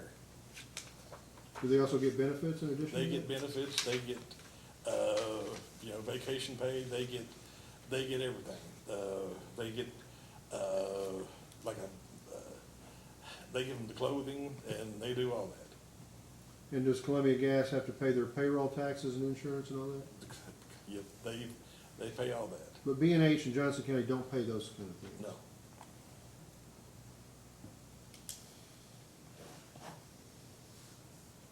What about the equipment that's used? So if you have to dig up a gas line or dig a new trench for a gas line, whose equipment is used for that? But our construction, And what is the charge from Bud Rice Construction for the equipment?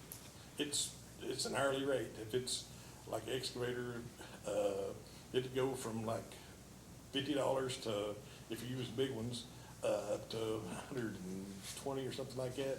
It's pretty much, it's the same thing what we charge everybody else, because we've done work for Appalachian Wireless, American Electric Power, City of Pagefield, Prestonsburg, Pikeville, the water companies, just, it's pretty much the same. The only thing I don't do is I don't charge on B&H or Johnson County, I don't really charge an operator. It's just the cost of the equipment. So Bud Rice Construction only charges the gas companies the cost of the equipment, Yes. not to charge the operator, not a charge for the operator? No, just if, because most of the time I'm the operator and then the two other guys is working. So I heard you say that Bud Rice Construction does work for other entities other than just these two gas companies, right? Yes.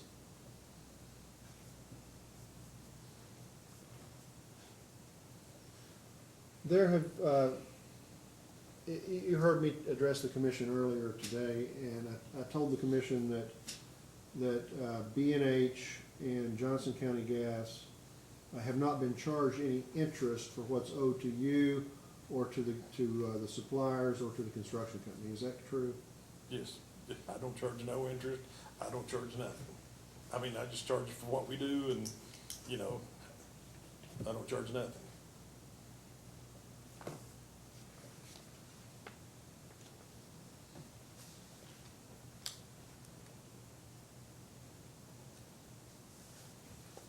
May I approach the witness? Your Honor? Yes, you may.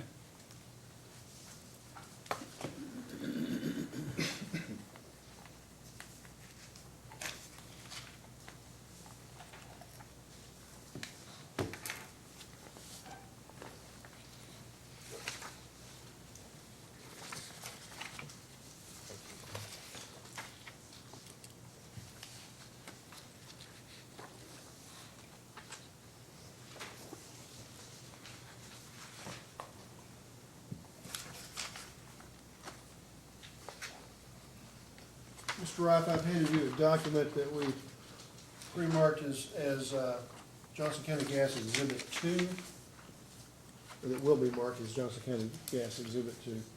And this is taken from the annual report for Johnson County Gas, is that right? Yes. And this appears to be for the period of time, January 1st, 2017 through December 31st, 2017. And it says statement of income for the year. Do you see that? Yes. I'm going to refer you to the top part of this first page, which is on operating revenues. And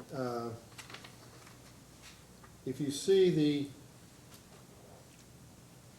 the total revenues, if you go down about halfway down the page, total gas operating revenues, do you see that? Yes. What is that figure? Total operating revenues,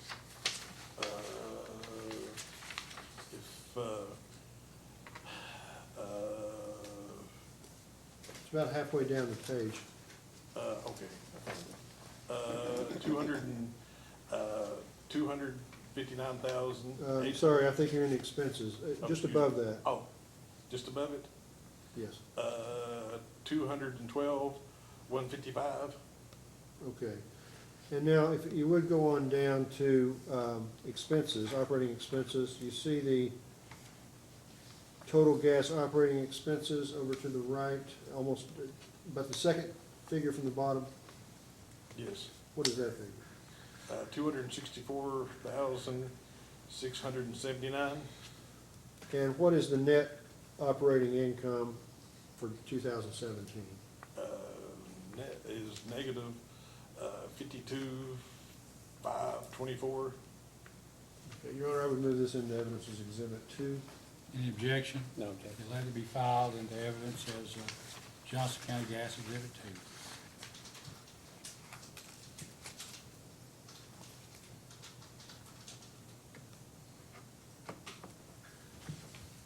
May I approach? Yes, you may.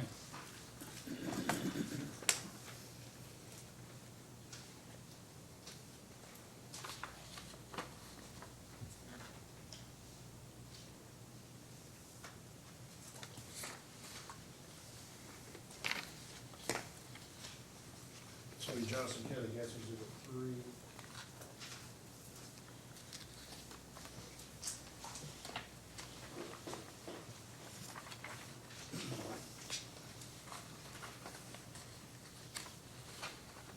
Mr. Ruff, I've handed you Johnson County Gas Exhibit 3. This appears to be from the annual report for 2017, gas operation and maintenance expenses. Do you see that?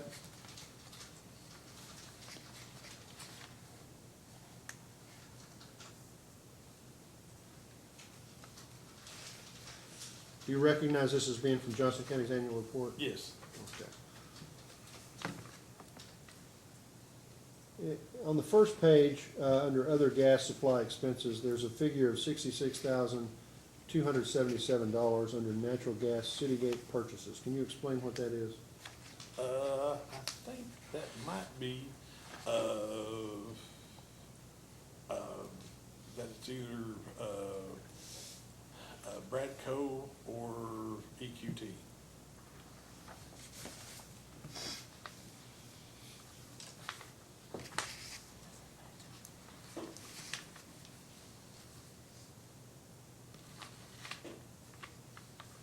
Do you still have Johnson County Gas Exhibit 1 up there, which is the spreadsheet? Exhibit 1, It's a spreadsheet. yes. Okay, take a look at that for a second. Do you see see the year 2017 on there?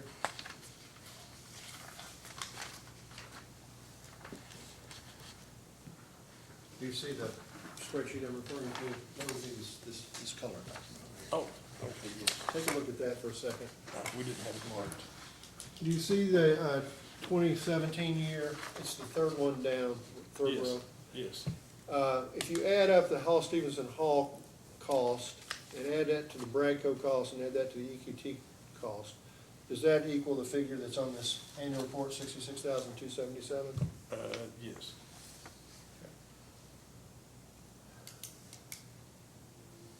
Now, on down, you've got a transmission and compression of gas by others cost, $2,441. You see that? Yes. Okay, explain what that is. That's the transportation, of the gas. Is that the cost incurred for transporting the gas that's paid to EQT or Bradco? That, I think so, yes. Okay. And then if you go on down to distribution expenses, there's several items listed under distribution expenses on the first page and then on the continuing onto the second page. And you see total distribution expenses as being $154,807. You see Yes. that? Now, what does total distribution expenses mean? What all is included in that figure? I guess that's your insurance, the office stuff, your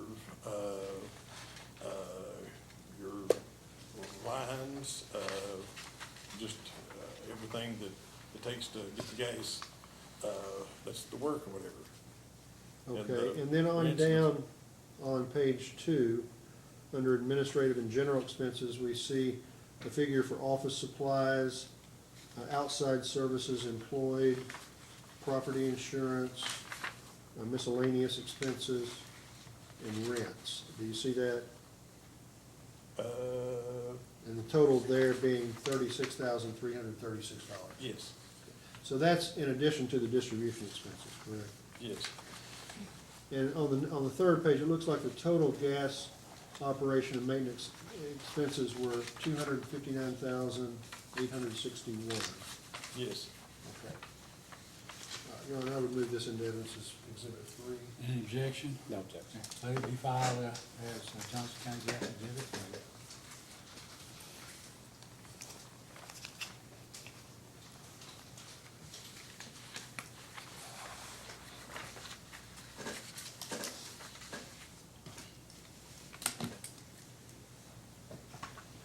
May I approach? Yes, you may.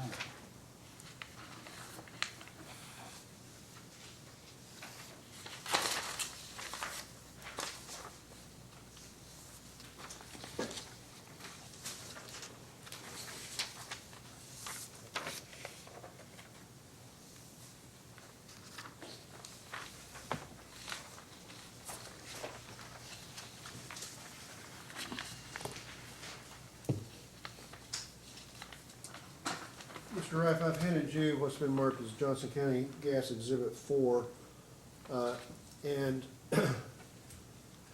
ask you to take a look at that spreadsheet. You see that? Yes, And this runs from year 2012 through 2017, 6-year period. You would recognize the third, under 2017, the distribution expense, the first column after the year is 154,807. That's the same figure we saw on the previous exhibit. yes, Okay. So the distribution expense, of course, varies year by year, it looks like, from 2012 through 2017, right? yes, The next column is truck rents billed. The next column is truck rents paid. The next column looks like invoices for work, and then the next column is paid for work. As far as the invoices for work, can you tell the commission what that means? Who works for that figure, for that money? that is the guys that works for the company. That's just for Johnson County. That's for stuff that we've done, you know, reading the meters, not reading the meters, excuse me, for people's complaints, gas leaks, changing meters out. Okay, let me stop you right there. Are we talking about Bud Rife Construction Company there? Yes, Okay, so where it says invoices for work and paid for work, that's the construction company? yes, Okay. And then the supervision salary, is that your salary? yes, Okay, and then the salary paid is what you've actually been paid, correct? yes, Okay. So if you look at the final column to the right, it looks like the money that's owed, the bottom says total owed to BRC, $123,750.83. Is that accurate based on your knowledge? yes, And for 2017, which is the test year for the ARF that precipitated this case, looks like there was a shortage of $19,933, correct? yes.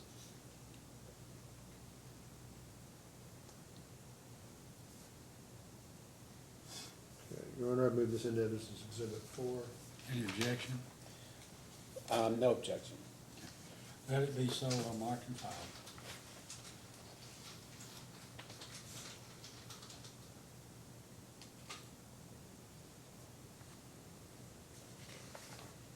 If I may, Your Honor, may I just ask Mr. Childress, how did this spreadsheet come about? I don't know how it was compiled or, It was compiled by the Johnson County Gas Company. okay, thank you.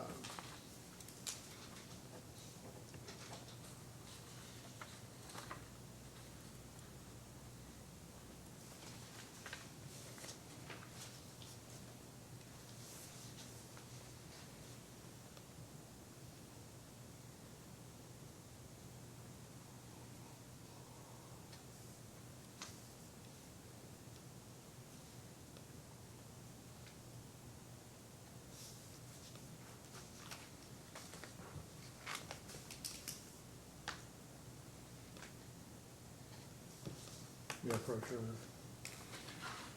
Ms. Vincent, any questions? No, I'm sorry, I said may I approach? Oh, yes, you may, I'm I'm sorry, sorry, I I didn't thought you speak said up. that over, I I apologize.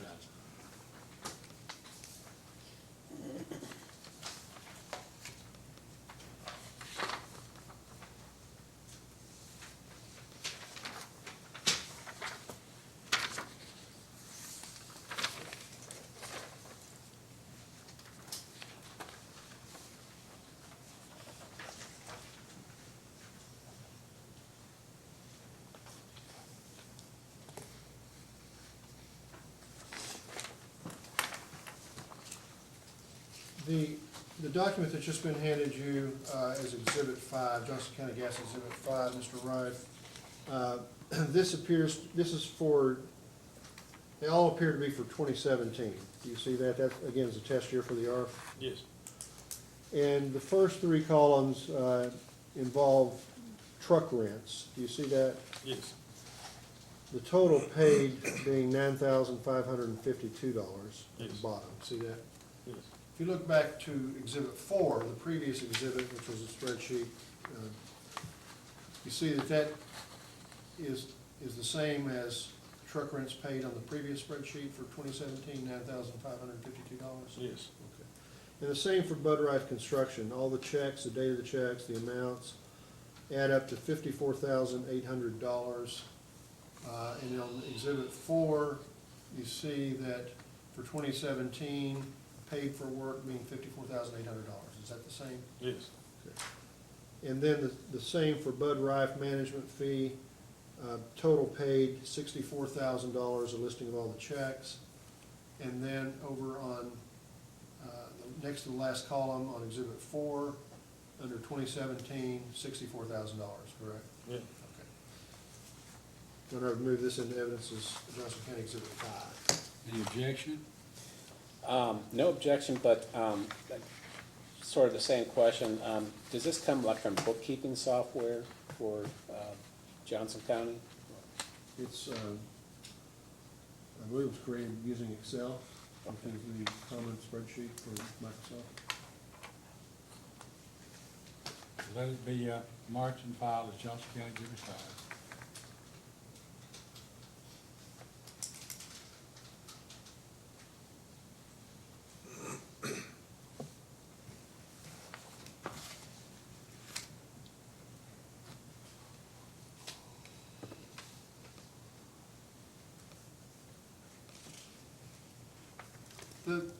What we're seeing through these documents appears to be a pattern of Johnson County not being able to pay everything that it owes to Hall Stevens and Hall, Bud Rife Construction, and Bud Rife for the management fees. Is that accurate? Yes, And has that been the case over the years? yes, it's pretty much, you know, And if the commission went back and looked at the annual reports that are filed by Johnson County Gas every year, would those figures be reflected on there?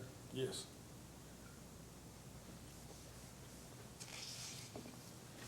Now, you were asked a question earlier about, and I would refer you to Public Service Commission Exhibit 3. yes, Do you have that in front of you? Can you Yes. find it? Okay.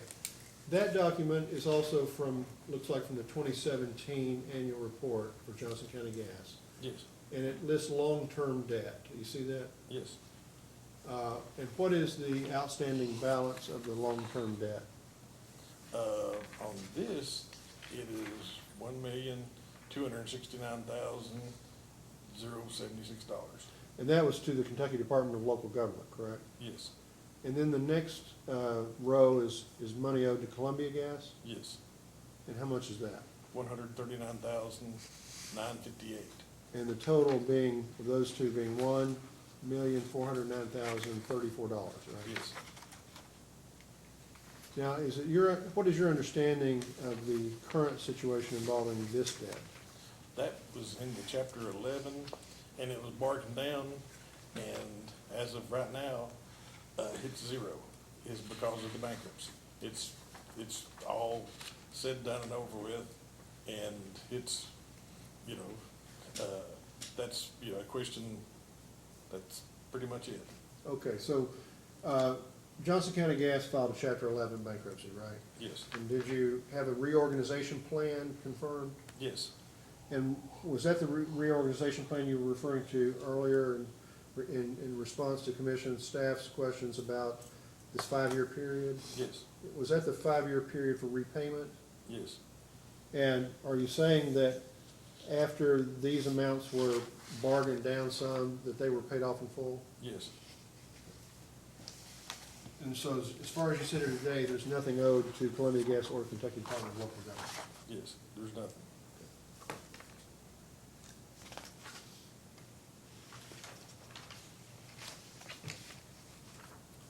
Governor, I think that's all the questions I have that relate to Johnson County Gas. So if, I'd be happy to pass the witness at this point. Ms. Mansell?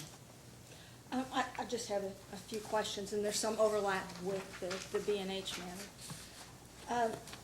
I just wanted to confirm, Mr. Rife, that in terms of the promissory notes, before they were revoked, can you confirm that no payments were made on those promissory notes? At the end of 2017, yes, no payment was made. 2018? Excuse me, 18, sorry. Okay. And in 2019, were there any payments made toward those promissory notes before they were withdrawn? I'm really not for sure. Maybe some, it's because what happens is, that's, what we do is, as we get money, we try to pay a little bit as we can. And so, like I said, I'm not really for sure how much. We'll be glad to provide that as a post-hearing data request if you'd like. Yes, thank you. I was just going to ask that. I believe it was in perhaps the filing in which you, response to the order revoked, there was a reference that there had not been any money paid as of that date. So it would be very helpful to find out both for the Johnson County matter and for B&H. Okay.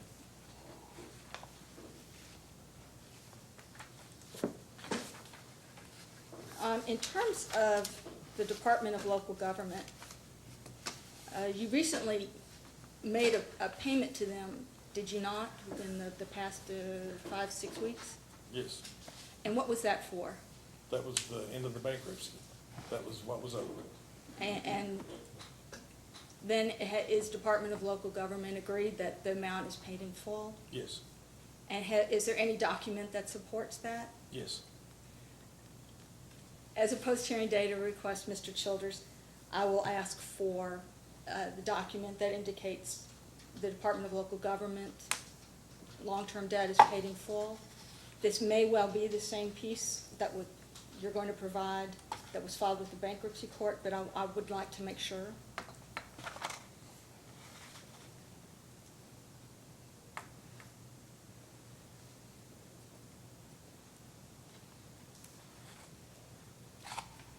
Steph, Yes, we'll be glad to do that. Steph has no further questions about the promissory notes in regards to Johnson County. okay. Have a few questions about the Johnson County, on the, just in general. I wonder if you could turn to your responses to the Attorney General's data requests. And the I don't first, think he has a copy of it with him. okay, I have a copy on my computer. okay, I have a copy. We need one. okay. You want to try the computer? If you would make a copy available, that would be wonderful. Don't think I have any notes on this, so I'm happy to provide it. So what were you referring to again? The first one's going to be item 34, On the, which request? the Attorney General's. Okay. May I approach the witness? Yes, you may. Would you like to review this first? I'm gonna pull it up on here, so. Okay. I'm Do you sure. want to give that to him, or let me? No, I'm fine with you doing that.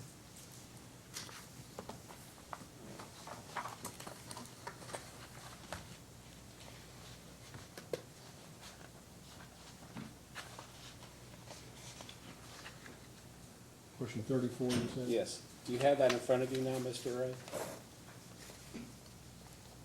Yes, Okay.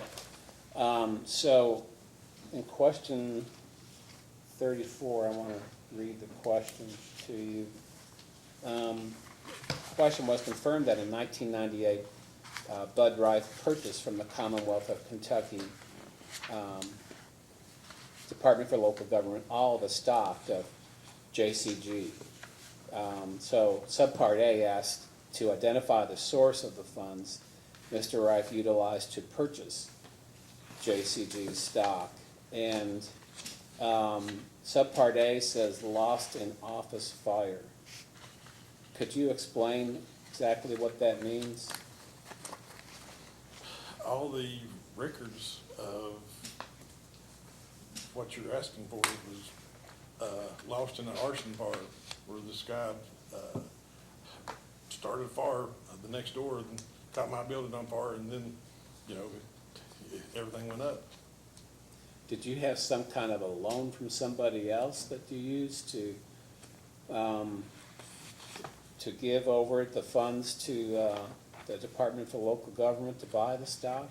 The Department of Local Government was the one that provided the funds. Okay. Pretty much it was just me taking over the debt. They was, Okay. no money Nice. transferred. I understand that, okay. And can you explain, subpart B asked you, explain whether any loan or other proceeds utilized to purchase JCG stock have been repaid in whole and in part.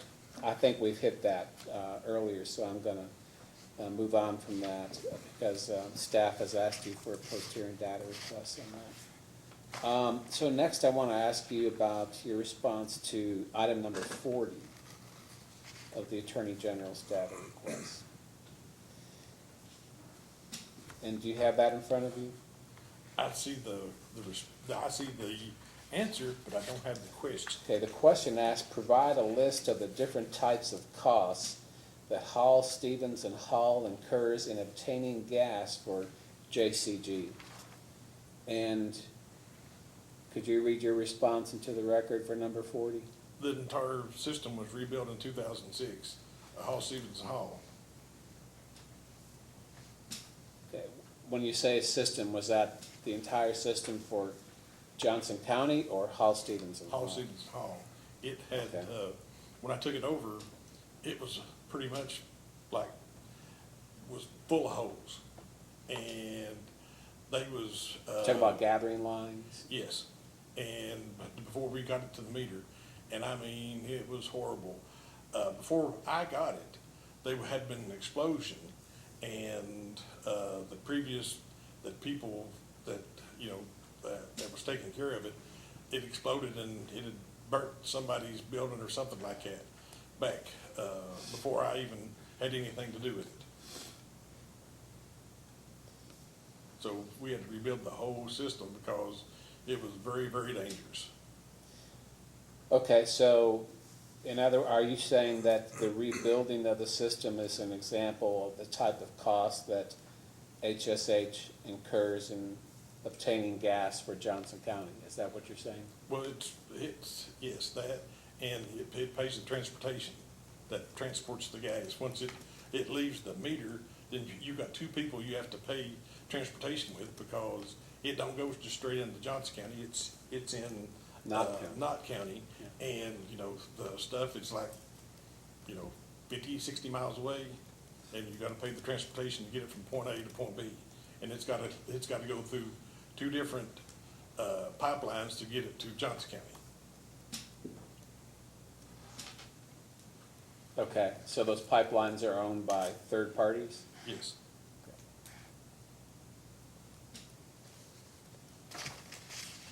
Not affiliated third parties.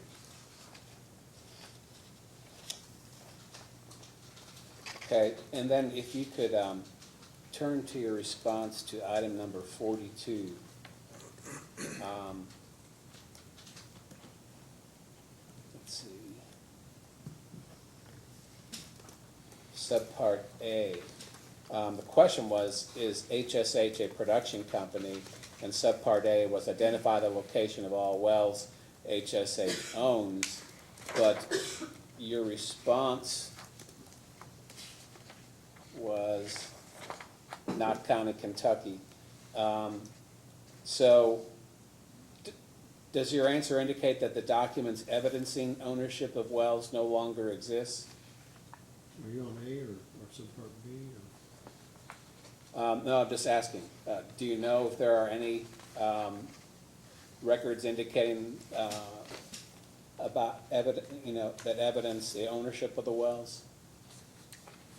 It would probably be in the Knott County Courthouse, who would own them or how they was, I guess that might be the leases. Okay. That's all I have, Chairman. Mr. Cicero? So just for clarification for me, Mr. Childers asked you some questions about the charges from Rife Construction to Johnson County Gas. And I thought you initially answered that there was $25 charge for labor and a $35 charge for foreman, but then further on you said there's no charge for labor, equipment only. Can you confirm whether there's labor charged or whether it's just equipment or both? It's both. It's because, if we charge for the equipment, and then, if, I'm out there operating or whatever, there's no charge for me, there'll be charged for the other people that's out there helping. So, correct me if I'm wrong, then this is a mixed charge. Sometimes a supervisor is charged or not charged, depending on if it's you or not? Or is there, there's always a laborer charge, it sounds like, and there's always an equipment charge. Is the supervisor charged sometimes, always, or never? The supervisor's always charged, because there's somebody, it's other than me, that's down in the ditch doing the work, and there'll be like two people. You'll have one guy that's the foreman, or maybe we'll call him supervisor or whatever, then you'll have another guy that's, they're labor, and then, then you have the equipment. And then if there's a third person that's out there, or, sometimes I've hired, other people just to help us, roll pipe out or do whatever, and, that's all broke down in a charge, if I've got, 2 people, 3 people, or whatever. So there's always gonna be a supervisory charge, and there's always gonna be a laborer charge, and then you're there sometimes and not sometimes, but you don't charge for yours. No. Okay, so it's gonna be $60 for labor minimum, depending on how many laborers there are, it could be more, and $50 to $100, $120 per hour for equipment. I'm just curious, do you have a schedule that shows, because you do work for other companies, is there a schedule that says, here's my charge for equipment per hour, that somebody, if I wanted to utilize Rife Construction, could say I need a backhoe and that charge is $60 per hour, and you'd have a schedule that shows that, or do you have any type of I don't want to call it a tariff, but just some kind of pricing that goes out to the I public? had one with, Appalachian Wireless. I had one with American Electric Power for almost 25 years. So, I have copies of all that stuff that I can get, of what I charged them, what they paid, and then, it's pretty much the same, charges everywhere. So does Bud Rife Construction do work for the general public, or is it contract to certain companies and Johnson and B&H? The general public and companies. How much would you say your business is represented by Johnson and B&H Gas? Well, probably around 25%, somewhere in that area. I think it's in one of those questions, is because, it was answered in one of those questions. I don't remember which one it was in the data request, but, it's in there. So I presume in addition to your supervisory fee that you charge Johnson County Gas, you also have a salary you receive from Bud Rife Construction. Yes. Is that similar to the $72,000 that you were paid $64,000? Similar to that amount, or is it something different? It's different. It's, Higher or lower? it's probably lower.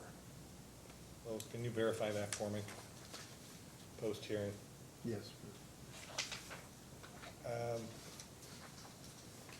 You have on Johnson County Exhibit number 2, under interdepartmental sales, 832 MCF as interdepartmental sales. What is that? What are interdepartmental sales? Where are you referring to? Your exhibit number 2, the third line down on the first page, says interdepartmental sales 44, average number of customers 0, MCF 832, worth $15,653. I'm not really sure where that come from. Like I said, I'd have to go back and look and see.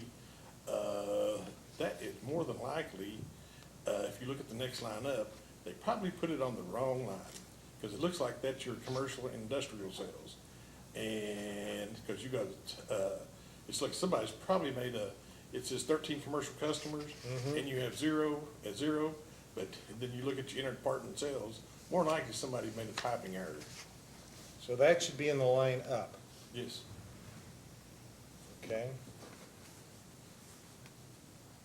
When I go to Johnson County Exhibit number 3, second page, at the bottom, where it says rents, third one from the bottom, $16,000.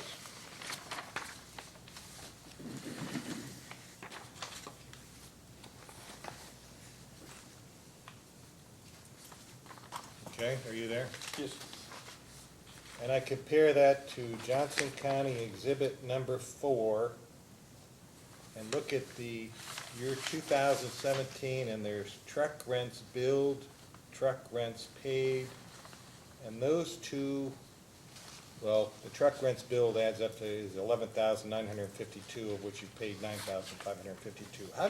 Is that the same expense as what's showing on Exhibit number 3, 16,000, or what's the difference there? What's the difference between 16,000 and 11,952?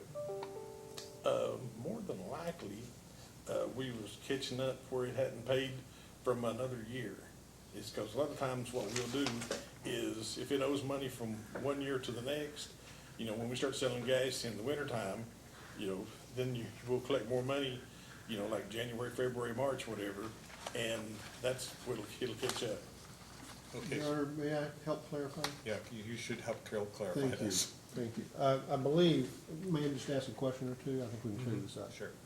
On this exhibit number 3, on the second page, third line from the bottom, you were asked by Commissioner Cicero about the rents charged $16,000. Yes. Is that truck rents or office rent? I don't know, because I don't fill this report out. I can do a calculation and try to figure it out. Well, a good question would be is how much is your office rent per month? We had to change it. It was, like $1,000 a month. And then we had to change it to $2,000 a month because I found out that the taxes on the buildings and everything, that we was going way in the hole.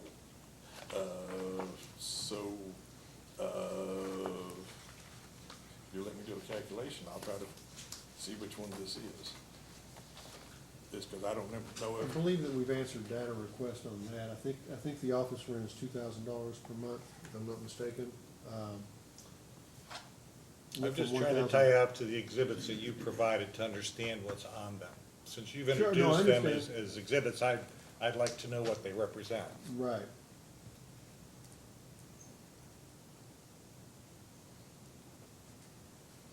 So are you asking for a post-hearing data request? Well, I'm trying to determine, Mr. Rife owns many companies, and that provides an ability to charge in many different ways. And you can make something look really bad on one side and have it be really good on another side, depending on how you charge. For example, if this represents office rent for Johnson County Gas at $16,000, and they share an office with B&H Gas, what is the charge that B&H is charged for, and are there any other entities in there? And is the landowner or property owner another Bud Rife company, where your charge, again, there's this, the commission is trying to make sure that there's a third party or a arm's length transaction that occurs whenever there's interaction. And I understand. And you can't just have an expense that someone determines seems like a good amount. There's not a lot of support for anything here. That's the issue that we've had in prior hearings with Mr. Rife, and, you know, if there's not substantiation of what's going on, it kind of goes back to the GCA. It comes to good record keeping, and I understand he had a fire, and I understand the secretary left, and he's had some turnover, and that creates confusion. But again, it's up to the president, owner, whomever, to make certain that the responsibilities of the organization are taken care of. And we certainly understand that, Commissioner. And so I guess part of my confusion, frankly, and probably Mr. Wright's confusion, is what goes in the ARF proceeding and what goes in this proceeding. And I understood from the last order of the commission what the issues were in this proceeding, and that's what we're trying to address. And I think a lot of this will become a lot more clear once we have data requests answered in the ARF proceeding, and we are able to have a hearing in the ARF proceeding.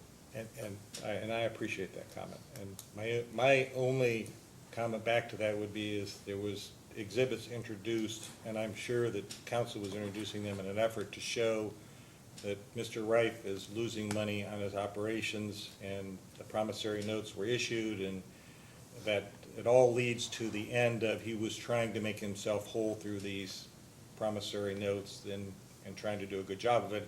And my only comment is, since you introduced the exhibits, I like to understand what I'm looking at. Absolutely. That's why I And was it's asking the certainly fair question. game, I understand that. And you're correct, I mean, they were introduced for the purpose of showing what the support was for the promissory notes in the beginning, so.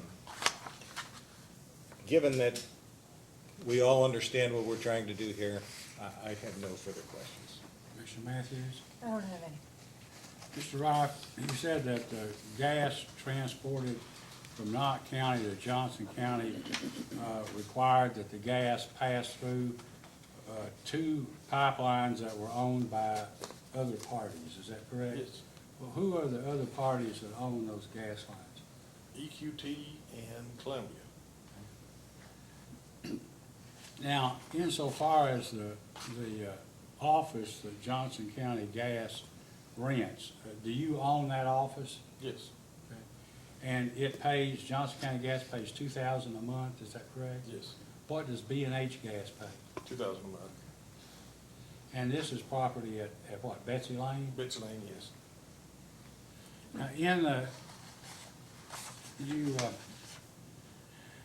I know you've discussed at some length the bankruptcy proceedings and the fact that when that was over, that you, in over 5 years, you were making payments to third parties rather than making payments to you, yourself, or other companies that were providing services, right, Yes. to Johnson County Gas.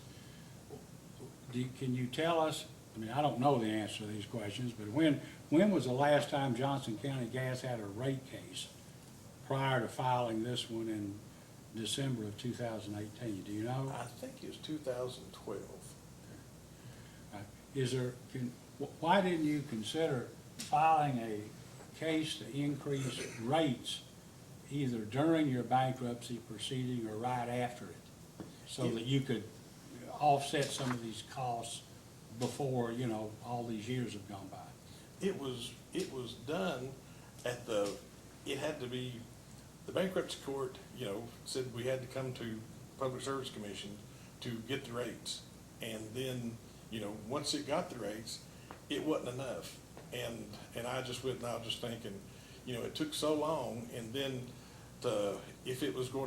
if I had to go back in and ask for another rate case with you and then have to have it approved with the bankruptcy court, it was just a long, from what I can understand, it was just gonna be a long, process to get it approved because it wasn't making enough for 1 year, and if it was gonna mess up the bankruptcy, and I just struggled to try to get to the end of the bankruptcy.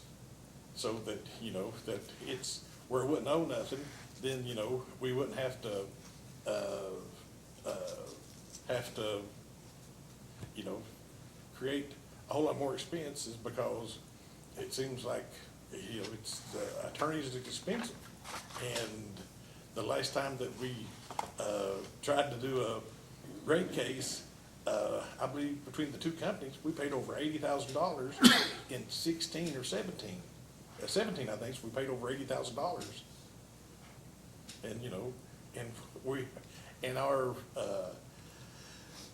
like on B&H's rate, to run the company, we only got like $1.97 per MCF, and if you only sell 12,000 MCF, that's only $24,000 just to, you know, make ends meet. And there was just, you can't even pay one employee that. Well, just on a personal basis, I always believe that attorneys ought to get paid. They was the first ones that got paid and all that stuff. We've always tried to pay our attorneys. That's good business to keep your lawyers. You gotta keep them happy. Right. No further questions. Just a couple of follow-ups. You were asked questions about the building that you own that houses the offices for Johnson County Gas and B&H. Can you describe that building for the commissioners? It was a new building built, and we had, when we got a loan to finish up the building and all that work that we'd done, the bank had done a estimate on what income that we could generate with that building. And the bank said that I should be able to charge $7,500 a month.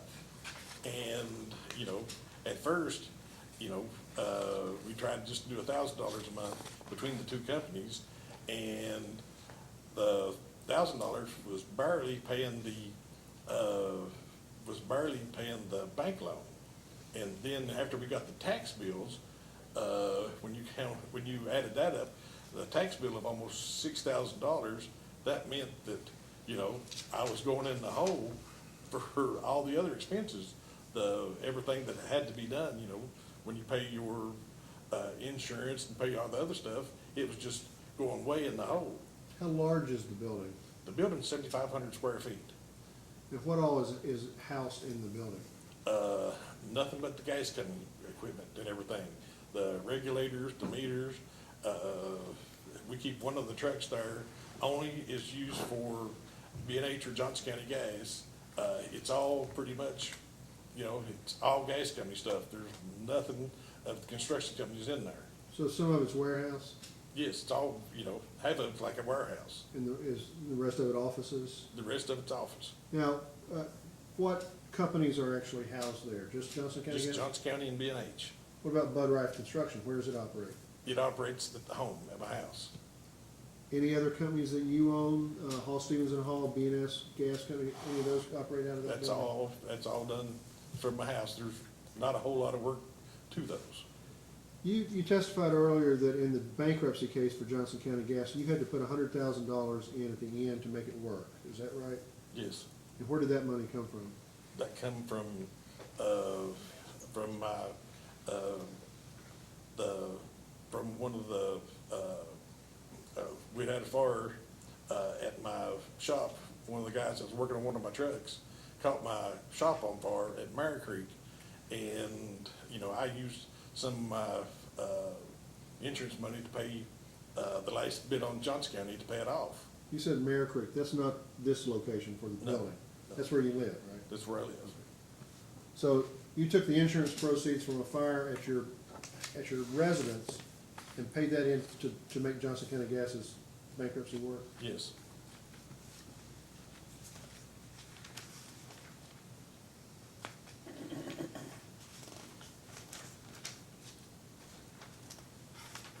That's all I have. I have a few questions. So, if I understand correctly, there is this fire at Mare Creek, which is both your home and the place where the construction company operates out of. Yes, Okay.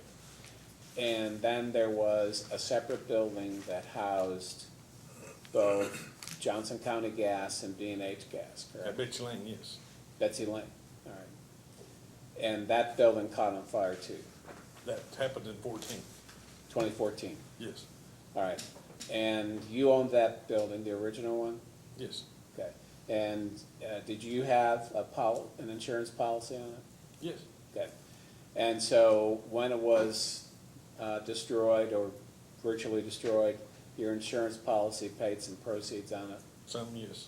Okay.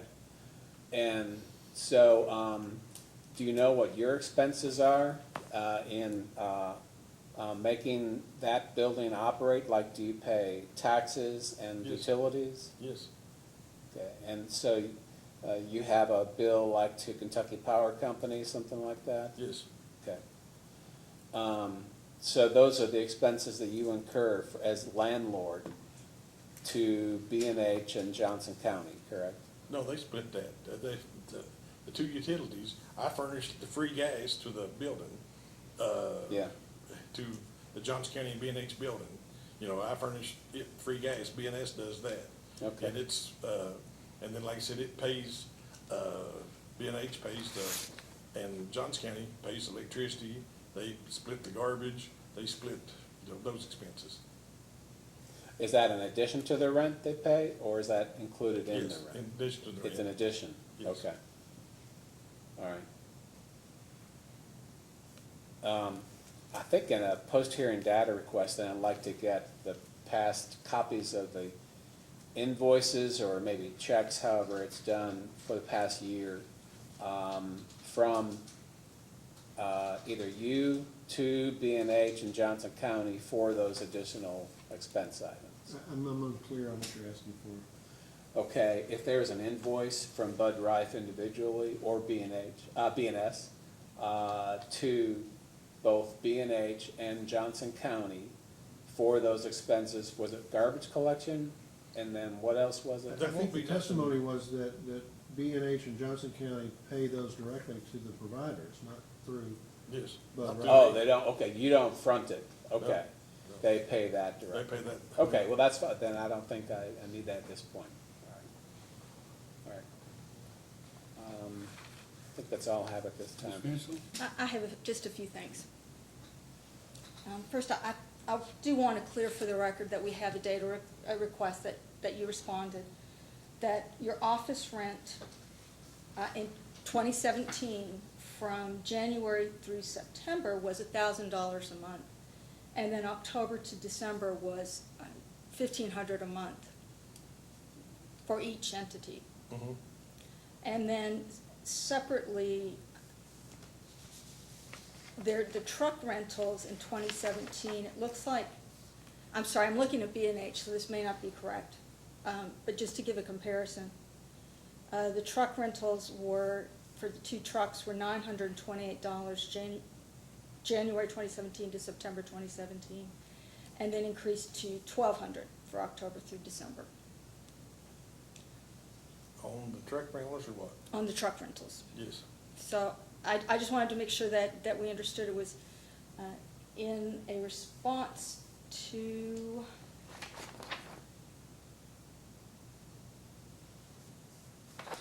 it comes from in the B&H, it's from Exhibit 1. And I know the figures are similar in Johnson County. Let me back up. For your annual report, who prepared your annual report for 2017? Darrell Madden, Who? CPA Darrell Madden. Okay. And there's no indication in the report that Mr. Madden did so. Do you have any invoices that you could provide to support that? Yes. Okay. So as a post-hearing data request, just an invoice from Mr. Madden for preparing the 2017 annual report. And I'm writing this too to make sure I don't forget it. And I just want to build on something that the Attorney General asked about. With Johnson County Gas Exhibits 4 and 5, you said someone from Johnson County prepared that. Johnson County doesn't have any employees. Can you tell me who it was who prepared? Your 4 and 5. Who prepared what, I'm sorry? Johnson County 4, Johnson County Exhibit 4, Johnson yeah, County I see. Exhibit 5. That's partially comes from Sudi, and then another person, his name is Robert Newsom, he helped us put it on the spreadsheet. And who is Robert Newsom? Robert Newsom was one of my friends that, he just, I explained to him that Sudi was not real good on, Excel and spreadsheets and all this stuff, and he went and he said it's simple. He said, I'll come in, I'll help her walk her through it. He said, a lot of the stuff, I can just do it at the house for me, if you give me the information. And, he helped us do it. Okay, thank you.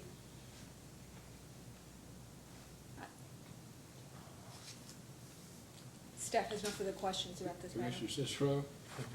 So, last line of questioning on this.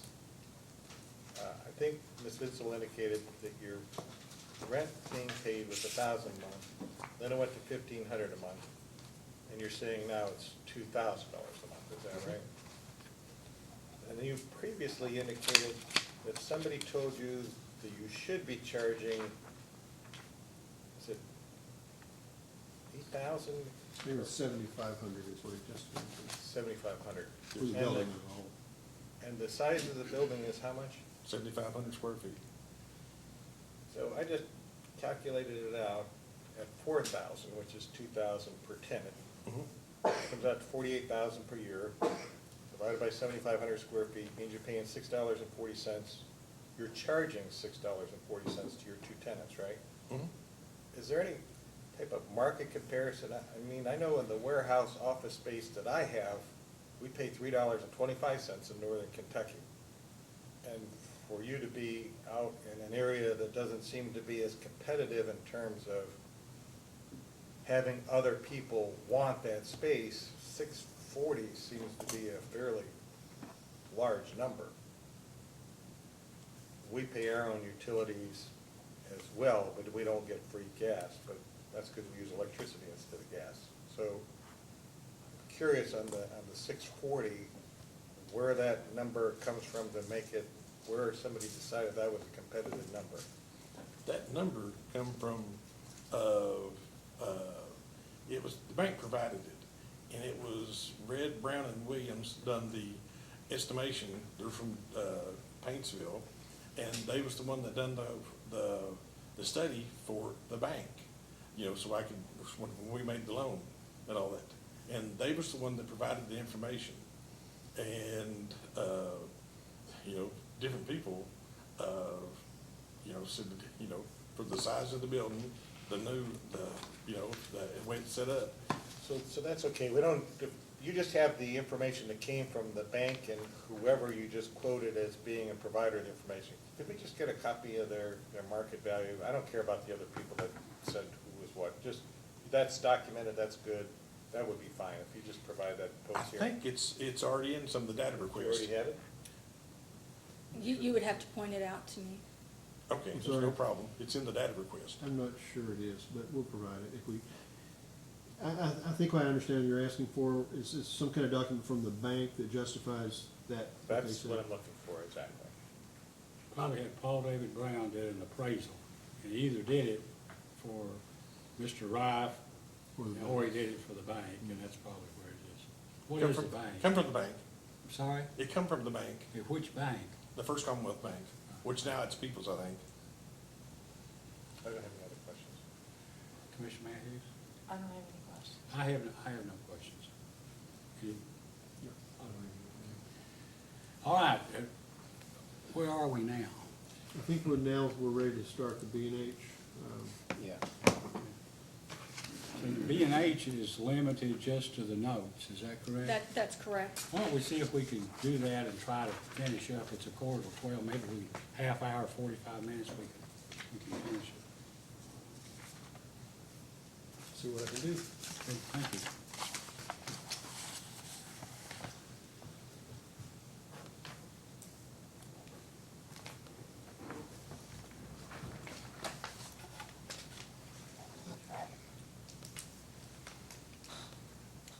Mr. Wright, who is the principal supplier of gas to B&H Gas Company?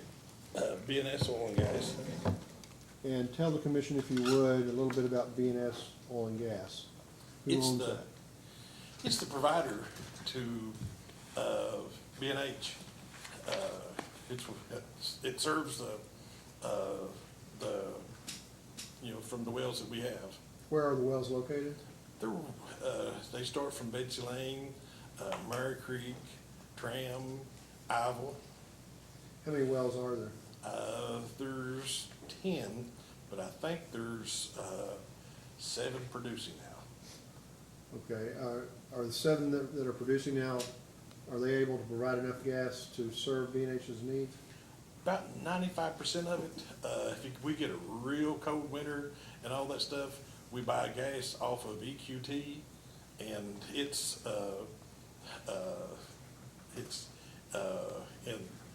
because the way that our system is, we've got 2 points from EQT. It's because we've got a end, what I call the low end, and we got 1 meter down there, then we got another meter that's on the upper end, but the low end, they've only got 1 well on that meter. And who owns B&S Gas Company? I do. Do you own all the stock of that company? There's no stock, it's doing business as. Okay, so it's your sole proprietorship? Yes.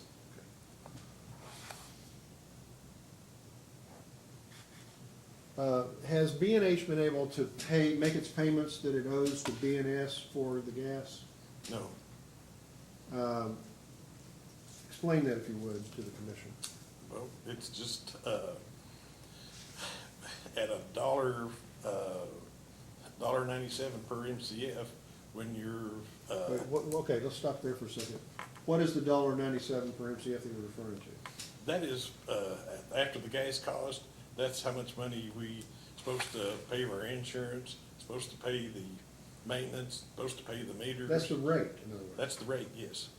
So separate from the gas supply costs, B&H charges $1.97 per MCF. Yes. Okay. Ballpark, that's an average, because it's a step rate. May I approach, Your Honor? Yes, you may.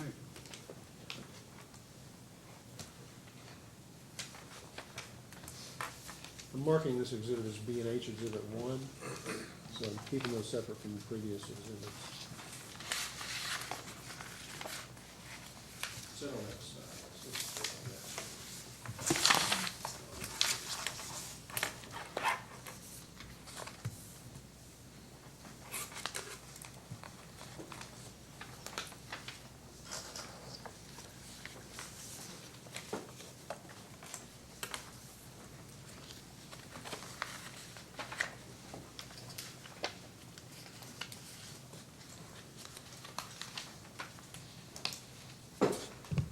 Mr. Rife, I've handed you a document that comes from the annual report for B&H Gas Company for 2017, entitled Statement of Income for the Year. You see that?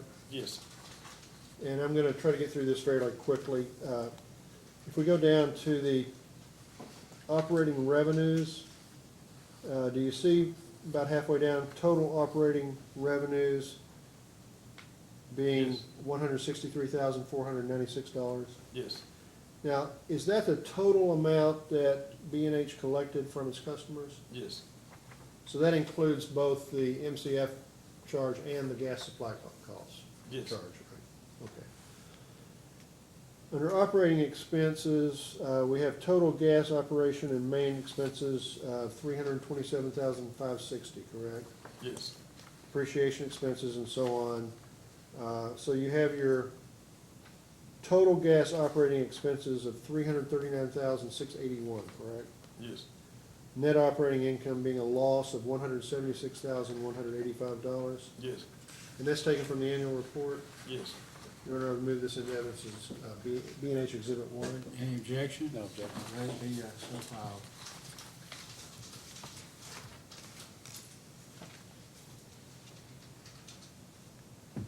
May I approach, Your Honor? Yes, you may.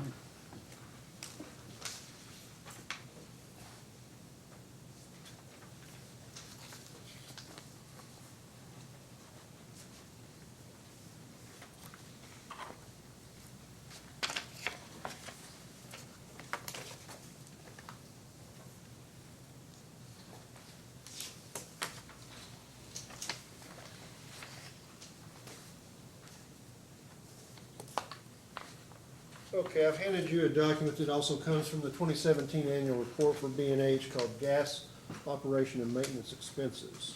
You see that? Yes, And on this document, you'll see that the gas supply expenses are $113,928, correct? yes, And distribution expenses, if you turn to page 2, total $72,316. Is that right? yes, Okay. And then you have administrative and general expenses, and it looks like at the bottom of page 2, those total $141,316. yes, And that makes up the total gas operation and maintenance expenses of $327,560, which corresponds to the previous exhibit. yes. Correct? Okay. Your Honor, I move this into evidence as Exhibit 2. Objection? Let it be filed.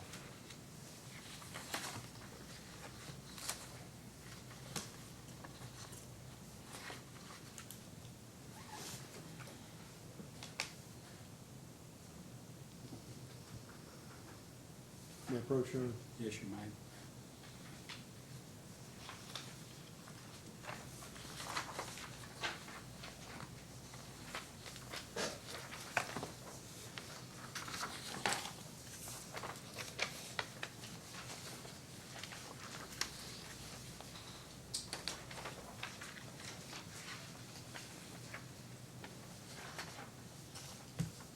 Refer you to B&H Exhibit 3. This appears to be a spreadsheet. Was this also prepared with the assistance of Mr. Newsom, who you spoke about earlier? Yes, On the left-hand side, we see BRC expenses and payments. Is that Bud Rife Construction? yes, It looks like for the 19 years from 1999 through 2017, that Bud Rife Construction's charged a total of $1,035,755, right? yes, And it looks like over that same period of time, the total paid by B&H to Bud Rife Construction is $363,700, is that right? yes, And it looks like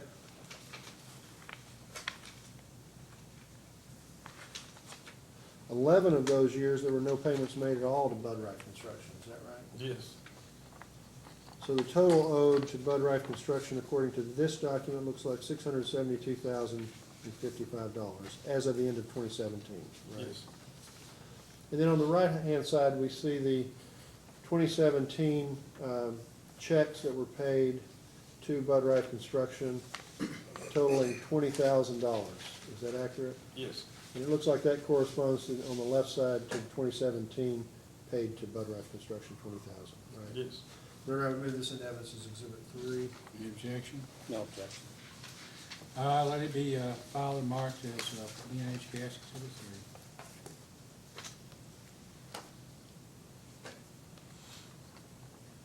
May I approach? Yes, you may.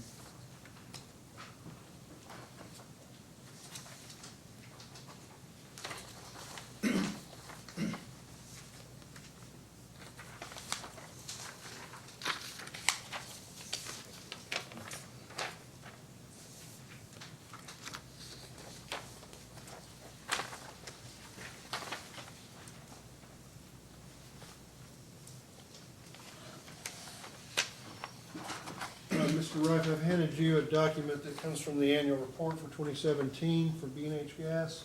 Yes, And it's the gas purchases, page 36 of 42 of the annual report.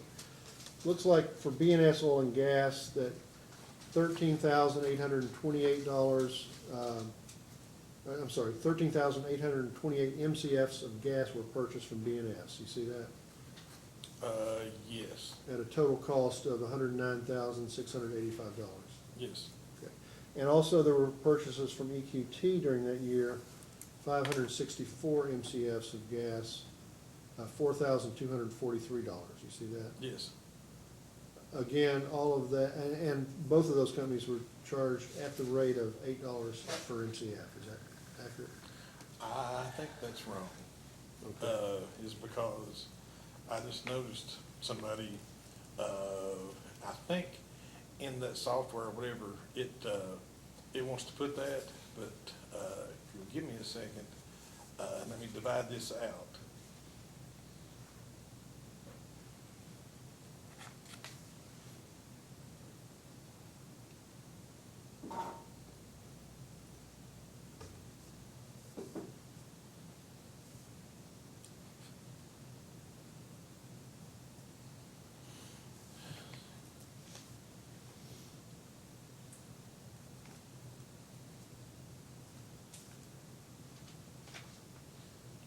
It's $793.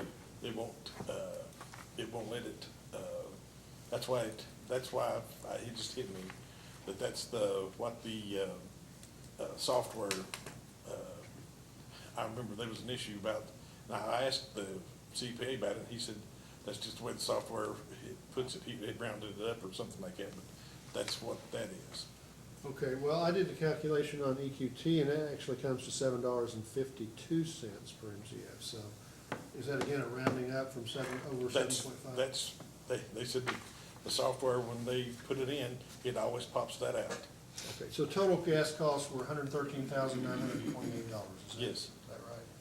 Better move this in as B&H Exhibit 4. Any objection? No. I'll let it be filed.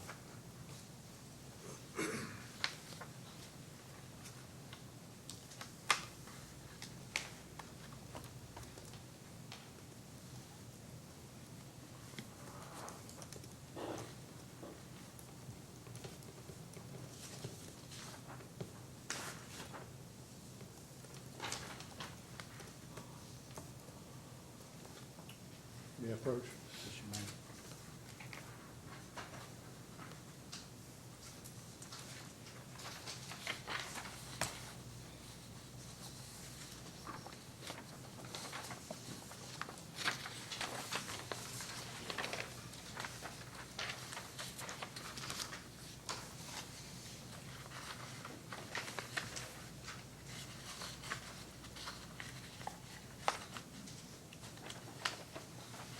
I've just handed you a document, spreadsheet, B&S gas supply and payments. You see that? Yes, Now, this appears to be a spreadsheet. Was this also prepared with the assistance of Mr. Newsom? yes, If you look at it looks like this goes from 1999 again through 2017, a 19-year period. And gas supply expense totals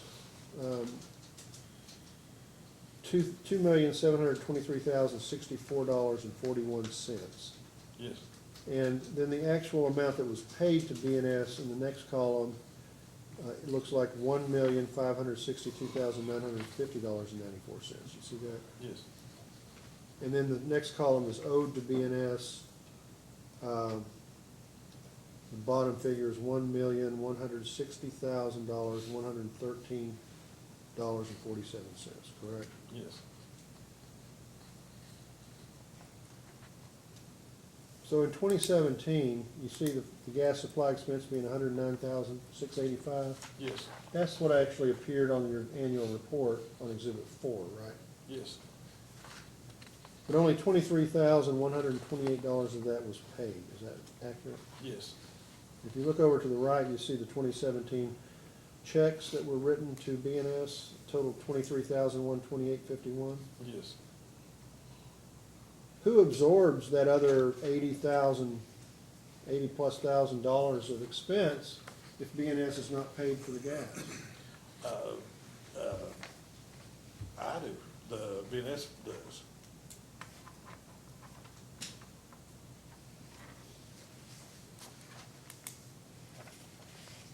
Your Honor, I move this in as Exhibit 5. Any objection? I do object.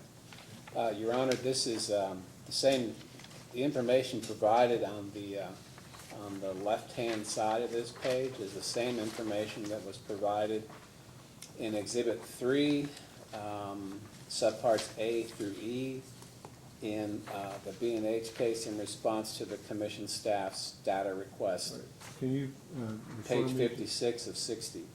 I'm sorry, repeat that, please. Okay, it's Exhibit 3, subparts A through E, Exhibit 3? correct. Okay.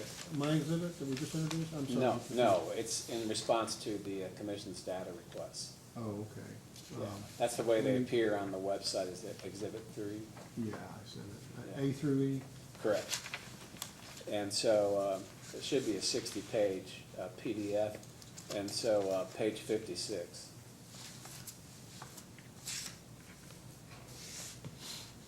So the data is different. It's the same sheet, purportedly the same sheet, but the numbers are all different.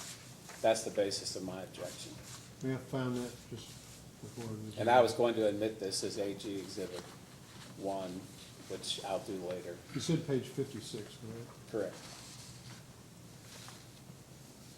In the B&H case. Ms. Spencer, you're gonna check that too? I'm checking, and yes, it is not, there is a discrepancy.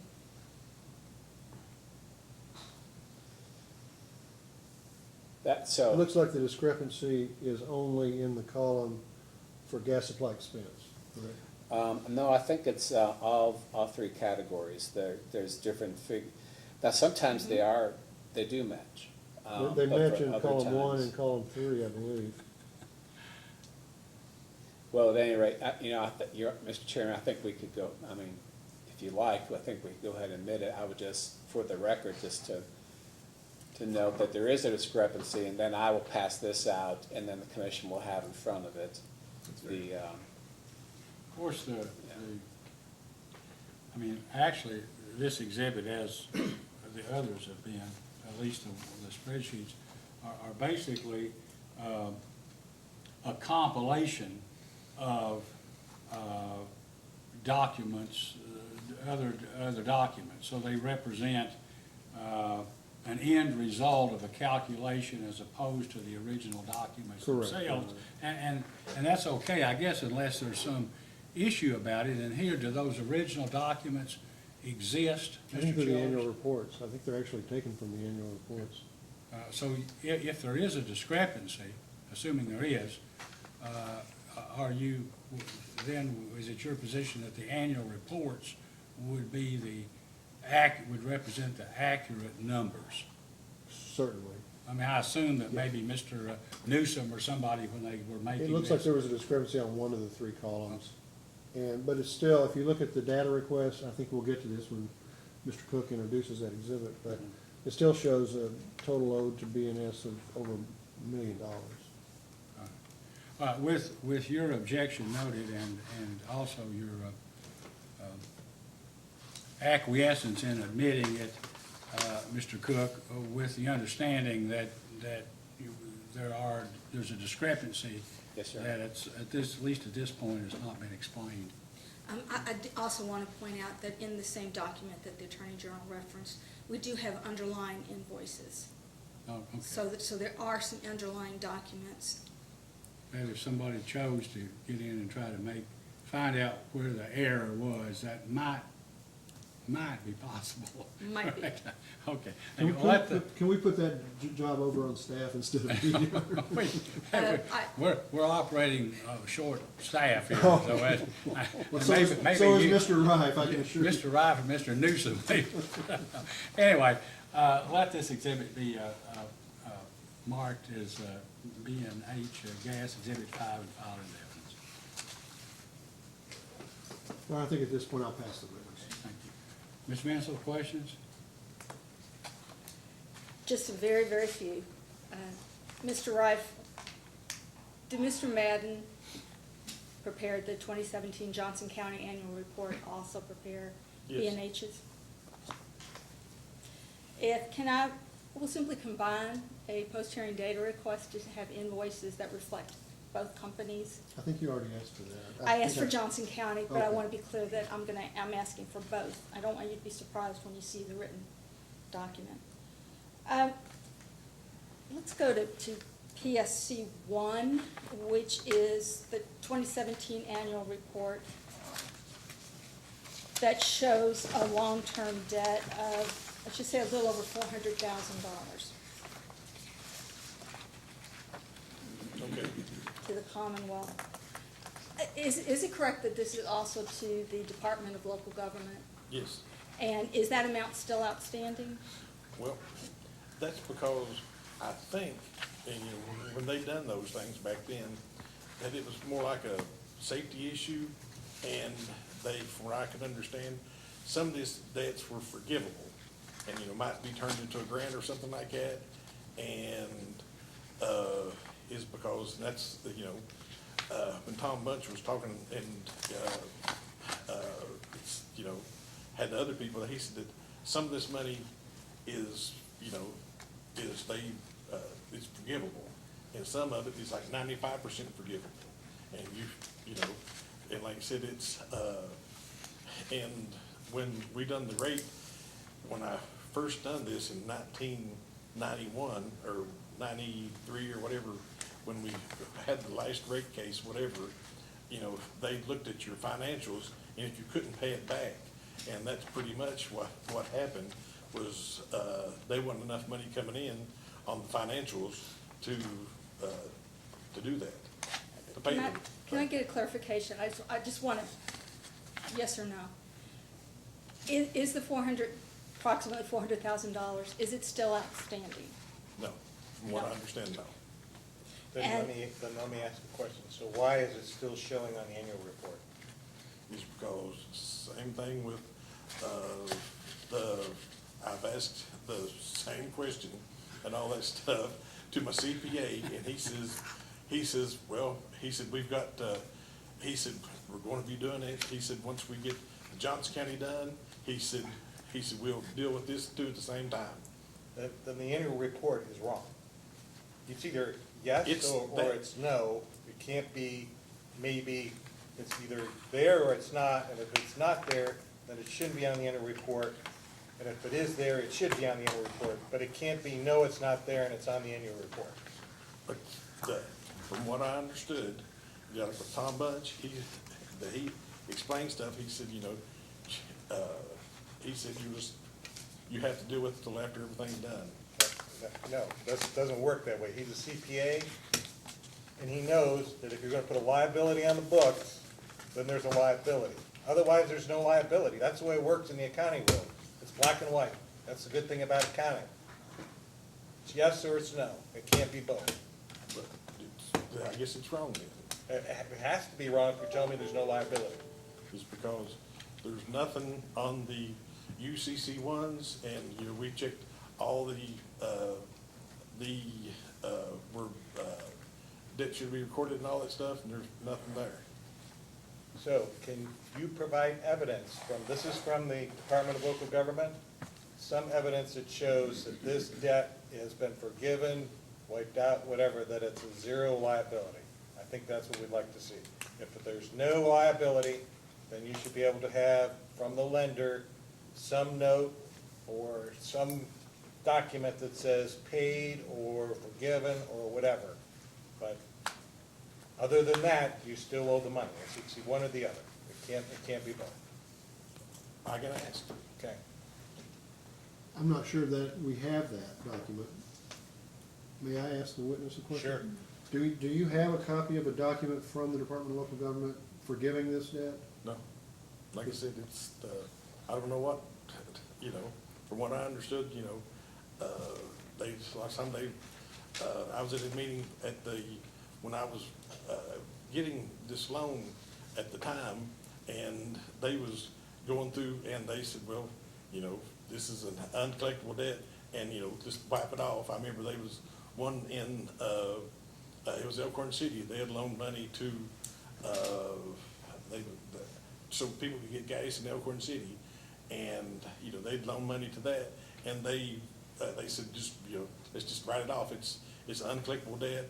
The company is so far in the red, he said, there's no Let me way ask we can you this. collect it. Did Mr. Bunch negotiate on this for you for B&H? No, he went and he said that he had checked on it, and he said, you know, they can't find no records of the loan. So I don't know that anything exists. Well, here's how I think, let me ask a question, and I think we can find that out. So when do you think the debt was forgiven or written off? I have no clue, No because idea. you'd have to be at that meeting when they have those things. It's because I mean, as far as you know, I would assume that when the debt was written off, there was some document, if that's true, was issued, and that you did have some income tax liability as a result of the debt forgiveness. But can't we contact local government, Yes. Kentucky Infrastructure, or somebody ourselves and get that information?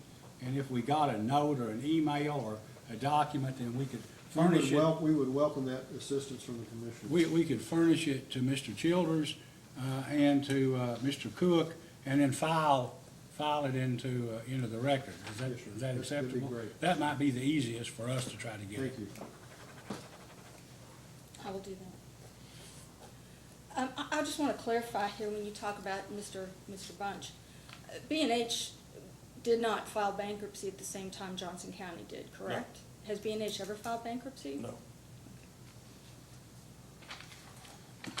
Well, let me ask you then about, it's PSC Exhibit 2, which is also from the 2017 annual report. It shows under the notes payable, the balance at the end of the year to Bud Rife Construction is $26,891. I'm sorry, which document are you looking at? PSC Exhibit 2, It's Johnson County, I think, isn't it? no, that's B&H. Johnson County just had the one page, it was, Oh, okay, I'm sorry, I'm sorry, I stand corrected. I see it, thank you. Sorry for the interruption. No, that's fine. I'm always glad to get that cleared up. These numbers really, could you tell me what that is exactly? That is probably what it owed, maybe, in 16, it's just, Oh, this is for 2017, sir. that's, I have no clue where you come up with that and why it's in there. Like I said, it's because I think he might have put what might have been paid or what it, because I remember he said something about, how he done that, and I'll have to get that from Darrell, the CPA. That would be helpful because those numbers don't line up with other documents that you've provided from Bud Rife Construction. So then as a post-hearing data request, an explanation of where that amount came from, and also because it says it's in notes payable, explain was there a copy of the note and what the terms were?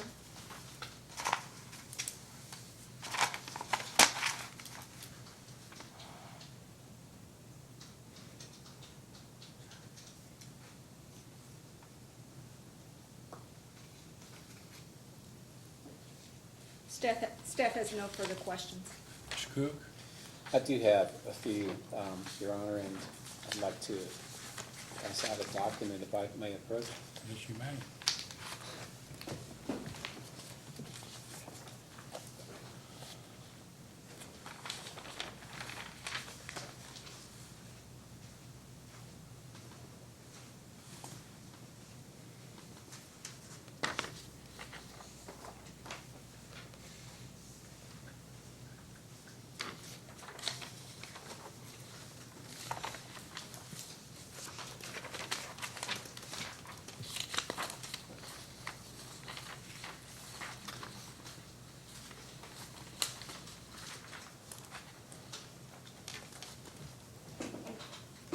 So, Mr. Reif, I handed you a document. I'm going to ask you a few questions about that in just a minute. But before I get there, I wanted to, I'm sorry, can you give me a copy? beg your pardon, sir. Totally forgot you. I'm sorry. Before I get to that document, I'm going to ask you a couple of other questions. And I may have to ask staff's indulgence here. I wanted to ask you some questions about the monthly rental charged for the three vehicles, the 2011 Tahoe, the 1999 tool truck, and the 2005 Chevrolet Silverado. And I wanted to find out what the reason was for the amount, how the amount of the invoices was calculated, and to explain the increase for each separate vehicle. I didn't know if staff's data request was also going to ask that or not, or should I? If you'll go ahead and ask, that's fine. Okay, all right. So, and I don't know if you know that right now. If you know the answer to that, should I ask it in a post-hearing data request? Probably should. Okay, I will do that. So what are you asking for? It will be to explain how the rental rate was charged for those three vehicles I just mentioned and the amount of the increases that occurred on October 1 of 2017. And then earlier, we had touched upon, the chairman had asked you about the, I call it headquarters, is that what you call it for the two companies? Office, yes. Okay. And I wanted to ask you, make sure my understanding is correct. Do you ever invoice the two companies for insurance and tax costs? No. You No, do it's- not? Okay. Well, do they pay the taxes and the insurance on the buildings? No, it's all included into the rent. Okay. And then, I'm gonna ask you to refer to some, particular responses, to particular staff questions. So the first one's gonna be, staff's, first request, items J through L. And I don't know, Joe, if you wanna show them the computer or, Are you looking at the exhibits, J through L? Or correct, yes, and it's one J through L? yes. It's DR 1-1, J through F.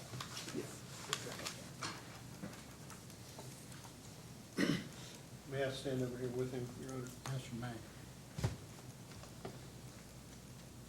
So, Mr. Reif, I guess my question is, can you explain the negative $1,913,114 ending balance to the accounts payable for 2017 that's located on page 9 of the ledger for 2017? So you might have to find that. Page 9, hold on just a second. Sure. Take your time, just let me know when you're there.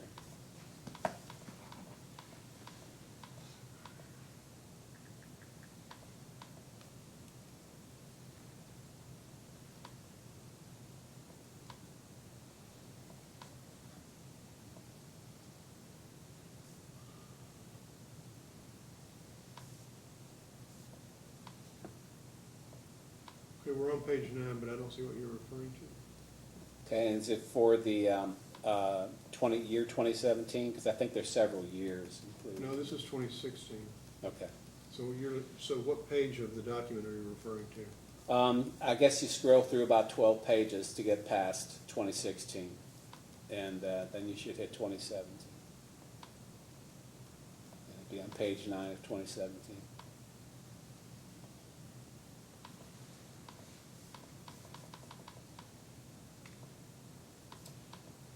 If I may, this is page 35 out of the 56-page document. I got it, yeah, we're there. Thank you, Joe. So, Mr. Reif, there's, can you explain the negative, it's roughly 1.9 million. It's a negative ending balance to accounts payable. Can you explain that? That's probably all the rents and everything that's, was due. If you added the trucks, the rents, everything that's, owed, probably the attorney fees and, all the other stuff that we hadn't paid. Okay. And then, in that same ledger for that same year, 2017, if you could scroll to page 13, just let me know when you're there.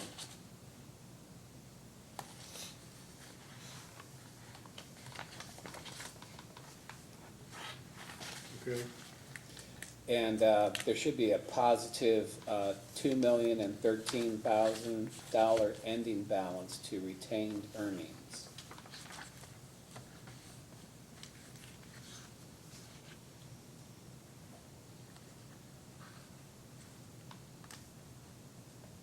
Okay.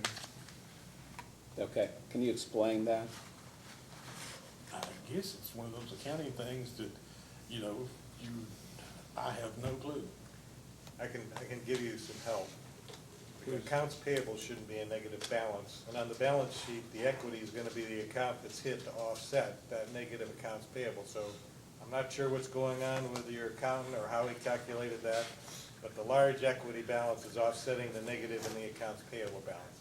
Your accounts payable usually doesn't show up as a negative. I have no clue. Just saying that that's what the offset is. I will ask that in a post-hearing data request for an explanation. What are you asking for? To explain that. And, let's see, Let me make sure, hold on, I gotta write this down. Well, these will be in writing. oh, it's gonna be, They'll have to yeah. Okay, send them I like just wanna make sure I've got a interrogatory. good record of everything.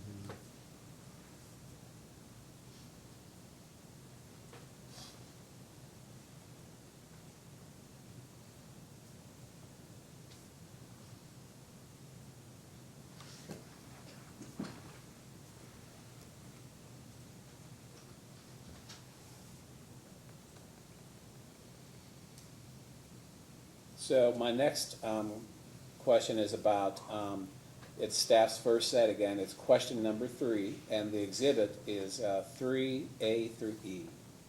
You through with this exhibit? That's correct. In the exhibit, which one? Exhibit 3A through E. Okay. Okay, and then on, can you refer to page 1 there? And it says that there's $900,000 approximately owed to B&S from B&H Gas prior to 2016. Is there any evidence of that debt and showing what it was for?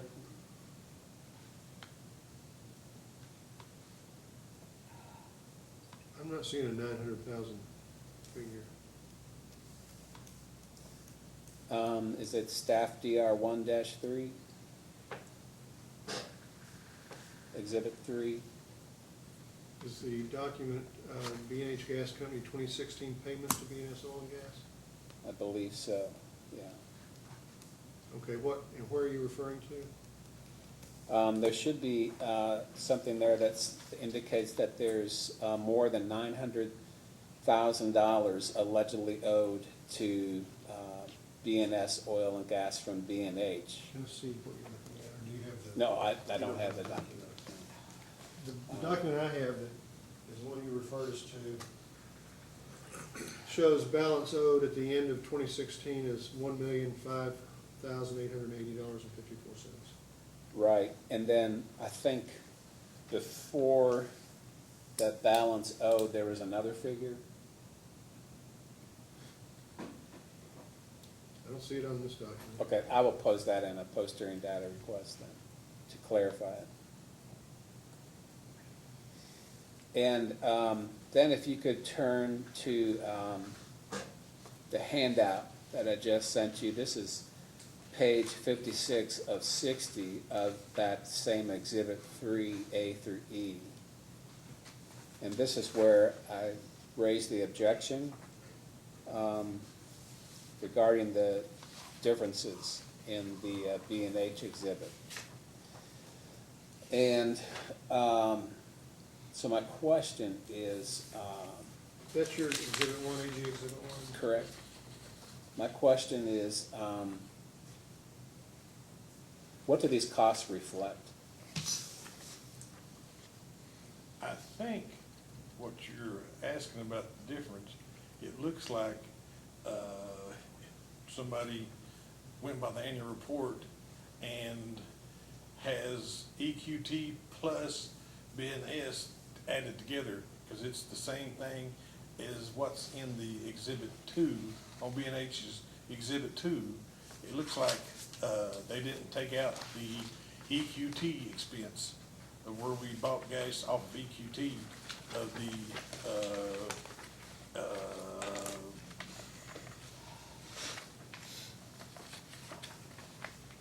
I believe it was somewhere in the ballpark of like $8,000 or something. It was, Okay. if you look at 17 and look at the other 17, that is where they didn't take out the EQT. And when you look at that, it'll be right. If you take that out, Okay. I think I will ask you in a post-hearing data request then to provide a more detailed explanation for the differences in the two documents. But I wanted to ask you too, that isn't it true that this basically is for gas, right? yes. Okay. And how did B&H incur this much debt? From 1999 till, you're looking at almost 20 years, Yeah, or 10 years, yeah. It's because when I first took it over, we was buying off of, before me, they was buying off of EQT almost almost $40,000 a month in gas.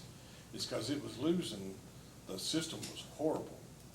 And we went and, the first year, maybe 2 years, all we done was dig up lines and patch, put band clamps on it, because it was all in metal. And little by little, all we done was, we would put plastic in, and we would get that, we'd keep, using all the money that, because, the first maybe 3 years, it was all construction work, and, we done, nothing but put, plastic and, fix leaks, is because it was, we had gas coming up right beside houses. We've had gas, in the air, sometimes for like, 2,000 feet, because the whole line was leaking. The lines was put in back in 1946, I think. It was because of the old Fred Williams, system. And, the Bradleys that had it before me, that's the reason they sold it, is because he didn't have no equipment. He never had the first backhoe, he never had nothing.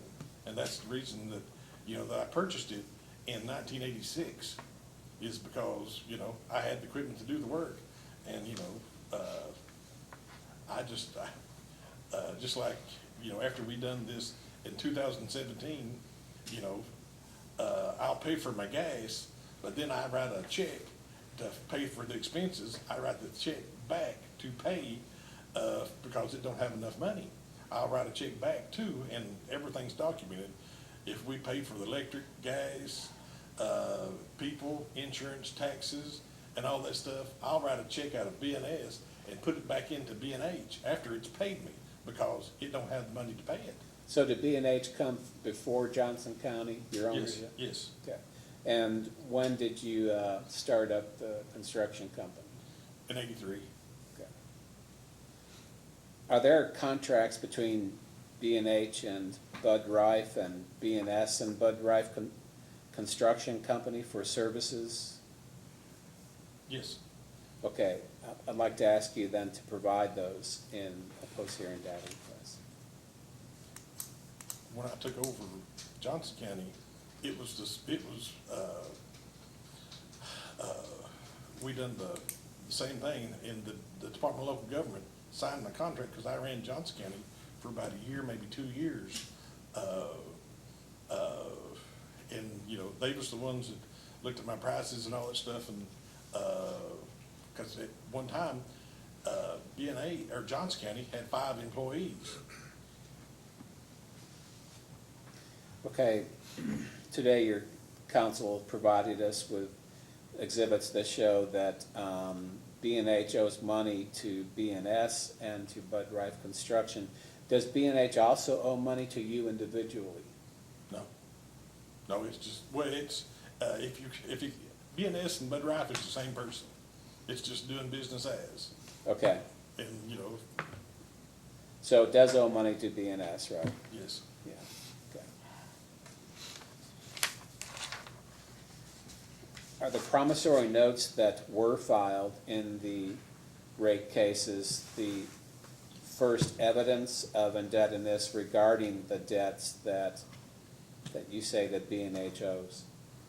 They've always been recorded all through the years, and if you go from 1999 all the way to present day, you can see it increasing year by year. And it's, you know, everything's always kept up with, and everything is done with contracts, everything is charged just for, you know, each service. And so Okay. everything's always separate. So was there any other type of instrument or document that show the total owed over the years? Not until we, you know, started coming to the commission and they started asking. We kept up with everything separate, and, you know, we kept until the fire, and then, you know, we lost all of the records, and just luckily, I had, you know, a laptop with, you know, some old stuff that we had to find some of the documents. So it sounds like some of your computer records predate the fire. Just on the construction company, and that's pretty much it. B&S, we went, and what we done was, we went to the bank records and had, we went through the annual report, and then we got copies of all of our bank statements. And then we had to go back and build everything up from the annual reports to show how everything happened. It's because, you know, we had lost it before, but, you know, from 15 on, we have.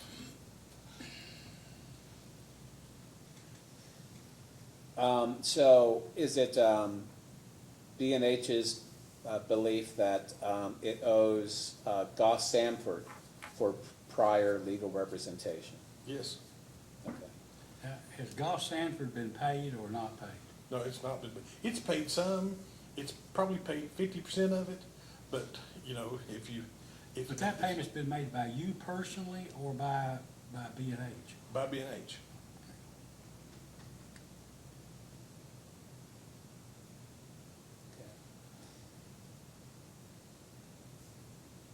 Was there any kind of agreement between Goss Sanford and B&H? Did they? Yes. Yes. Okay.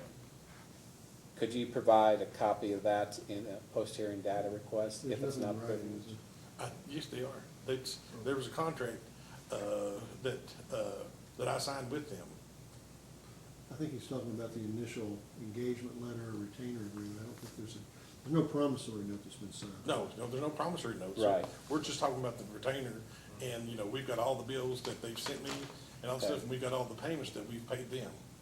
Well, I'll ask for that then, the engagement letter or any other documents about their services. So. They was nice enough to say, you know, we'll try not to charge you no interest. Okay, so today I've heard you acknowledge that you're the sole owner at B&H and that B&S is a DBA. So it's really you, in other words. Yes. It's not, it doesn't have a separate legal status. Right. Yeah. And then for Bud Rife Construction, you're the sole owner. Yes.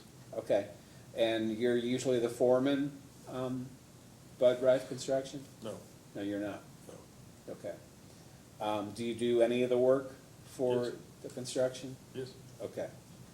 And you've acknowledged today also that you're the sole owner of Johnson County Gas, correct? yes, And you've also acknowledged that you have an ownership interest in Hall Stevens Hall, correct? yes. All right. Chairman, I believe that's all I have. Commissioner Cicero? Just one clarification. When you asked about the negative accounts payable and the equity, increase in the equity, what year was that for? 2017. 2017, well, I can't explain it then. If it would have been 2018, I might have been able to, but I don't know what's going on in 2017. I'll try to elaborate on that in the post-hearing data request. So just a couple of quick questions.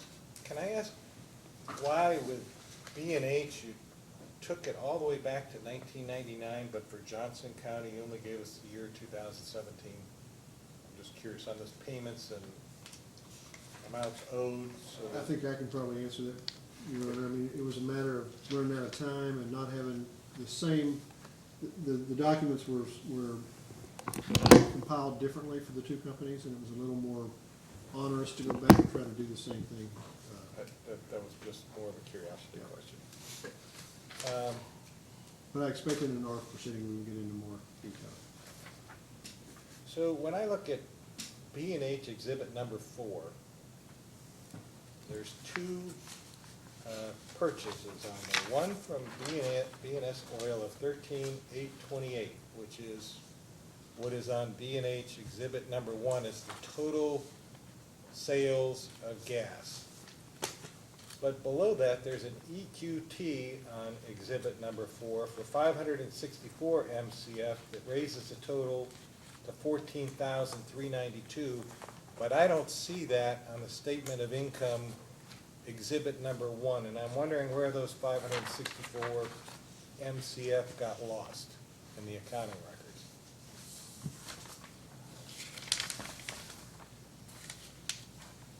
Which one was that? What state? So all you need to do is look at Exhibit 4, the total MCF is 14,392. I've got the 14,392, okay. And now go to Exhibit 1 and look at total sales, 13,828, Is that B&H Exhibit 1? B&H Exhibit number 1.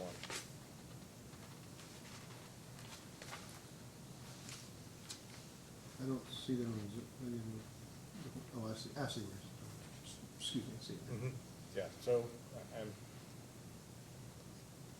mean, it means that the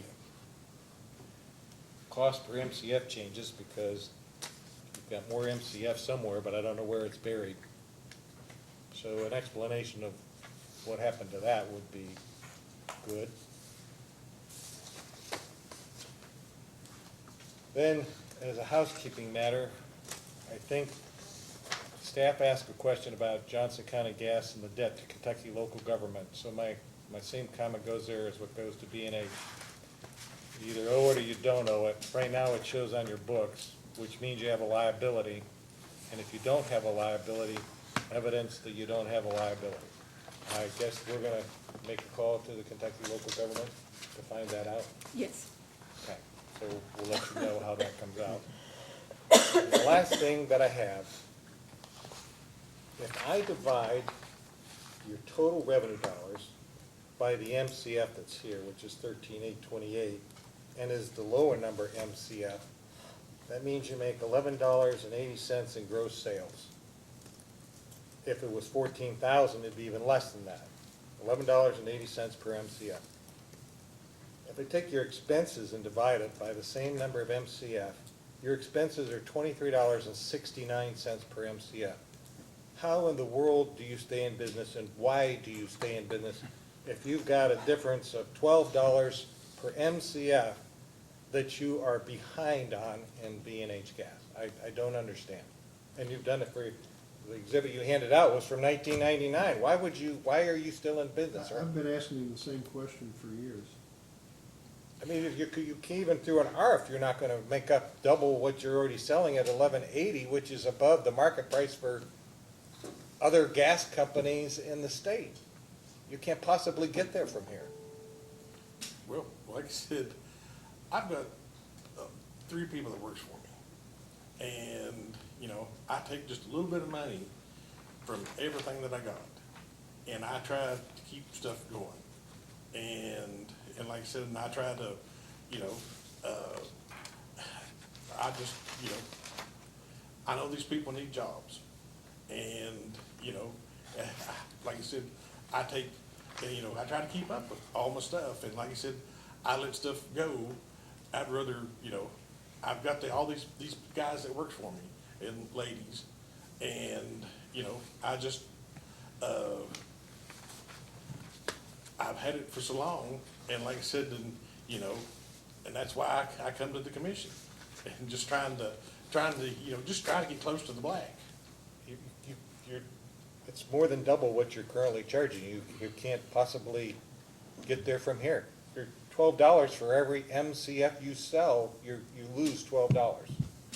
Oh. And your selling price is $11.80. It's not possible. Not gonna make that up on volume. Not gonna make it up on volume. Commissioner Matthews is correct. That's just a comment of mine. The numbers don't work. I At don't have one any other- time, I think the annual reports, if you go back, I think at one time, this gas company was selling almost twice as much gas as it is now, but it's not selling that much now. I think she's still right. You can't make it up in volume. Right, right. I don't have any other questions. Commissioner Matthews? I don't have anything. From whom did you purchase Johnson County Gas? Excuse me? Who did you buy, who owned Johnson County Gas when you bought it? The state, Department of Local Government. They had taken over Johnson County Gas? Yes. Who owned it before them, Gene Rice and Tommy Mead, or did somebody? Yes. Well, yeah, it's, they had, back in 1980, they had, they took it, back in 1980 when they done the bankruptcy.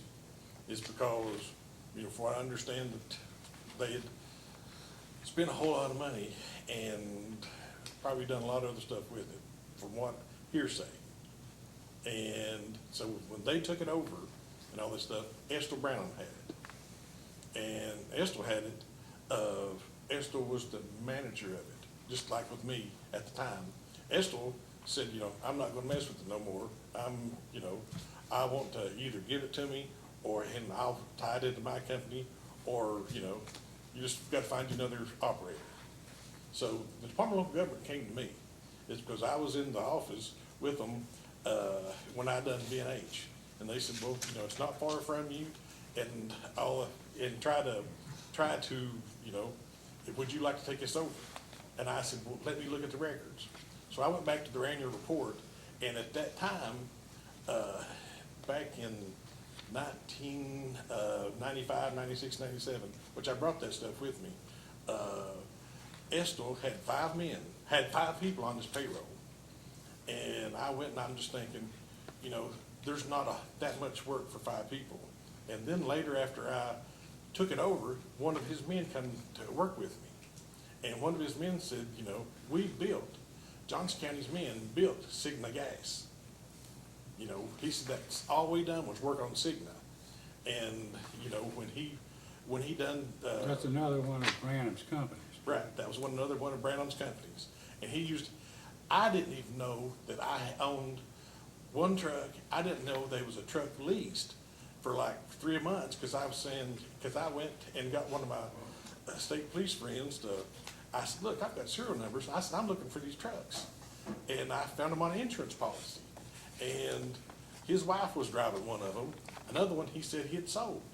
Well, it ended up being in his driveway where somebody else was driving it. And I finally got those 2 trucks back. And that was back before I even purchased it. In the end, you got the gas company from Department of Local Government Yes, because you didn't pay money, but you assumed the indebtedness that was against the company. yes, Department of Local Government wouldn't let Estill Branham take Johnson County Gas and merge it into one of his other companies. yes, But Branham's companies are now Frontier Gas, isn't that Yes. correct? Okay. yes. Thank you, that's all I wanted to know. Just a couple of follow-ups here. So, She popped up when you did. No, you can, I have a clarification, but you can go first. Thank you.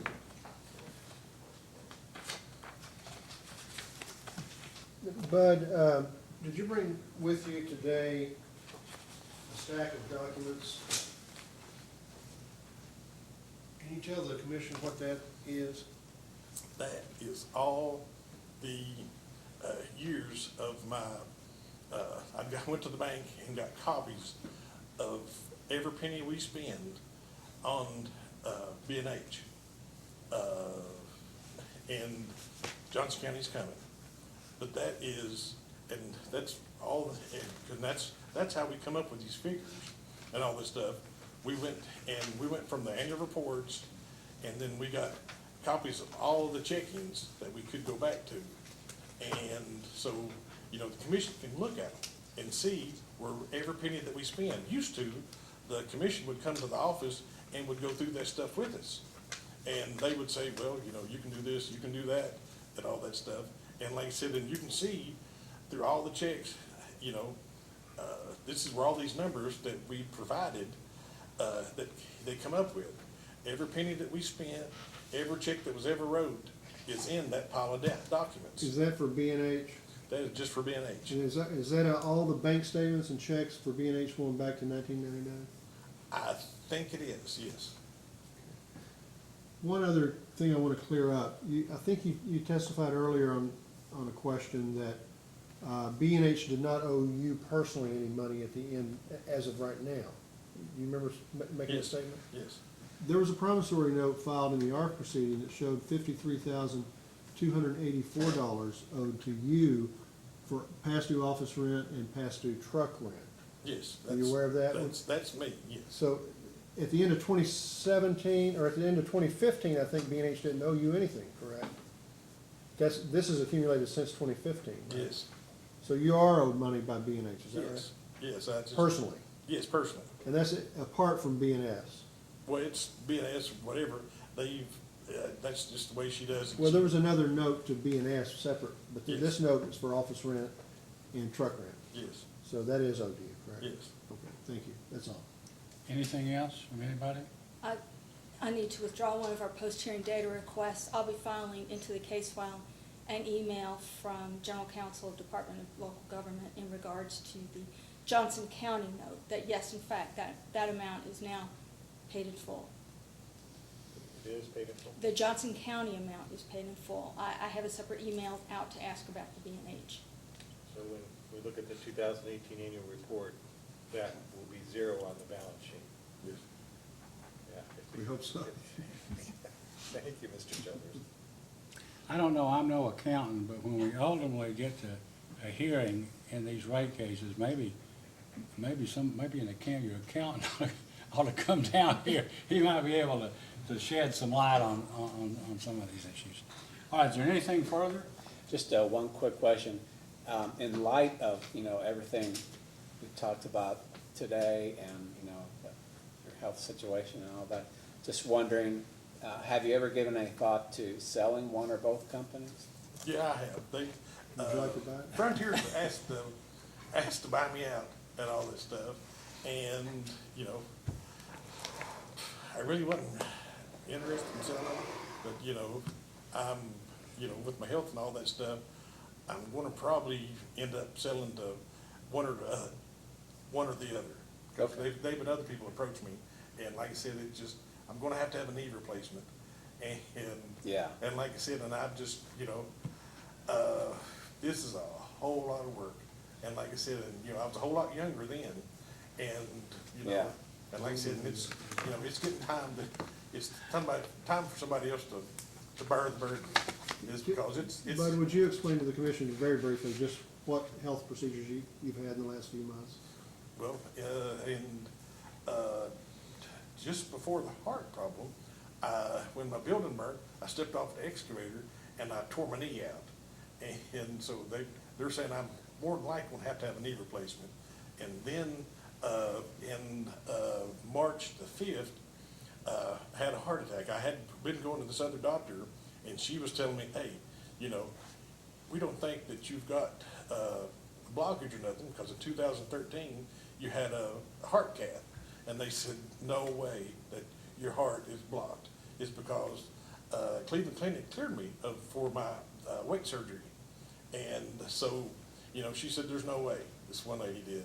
Well, on March the 5th, you know, I got up and my jaw started hurting, my arm started hurting, I had pain all the way across my chest and all that stuff. And I went and I said, look, I said, this is not, you know, something, I said, I had to get somebody to drive me to the emergency room, Papa. So Papa took me in and they started doing my heart enzyme levels. And they went up from like a 0.5 to like 2 or 3 hours later to a 4, and then about another 8 hours later, it went up to like a 12, 11 or 12. And they went and they said, you're in the middle of a heart attack. And so they started putting me on this blood thinner or whatever, and they done a stent. And they said, well, you've got blockage in the backside of your heart. You had like 99% blockage, and we see another blockage that's a 70% blockage in the front, they thought. Well, 2 days later, they let me out, and I was driving by the hospital. Then all of a sudden, I started having the same pain again. And went back to the hospital 2 days later, and that was on the 7th. So they started checking me, and they went and they said, look, you've got, instead of what we thought was a 70% blockage, it was a 90% blockage. So they went and they said, you've got 2 turns in your heart. We don't think we can get a stent in you. They said, we may have to do open heart. Well, luckily, while I was doing the flow test, he made it through both of my turns in my heart, and they put 2 more stents in. So that's pretty much, that was on the 10th or 11th. And then I'm out and back up and going again. That's all. Anything else? Nothing else. Nothing else. Well, we have these, I guess they're data requests. How long can you get your data requests to, in the record and to Mr. Childers by the end of the day on Friday, the 26th?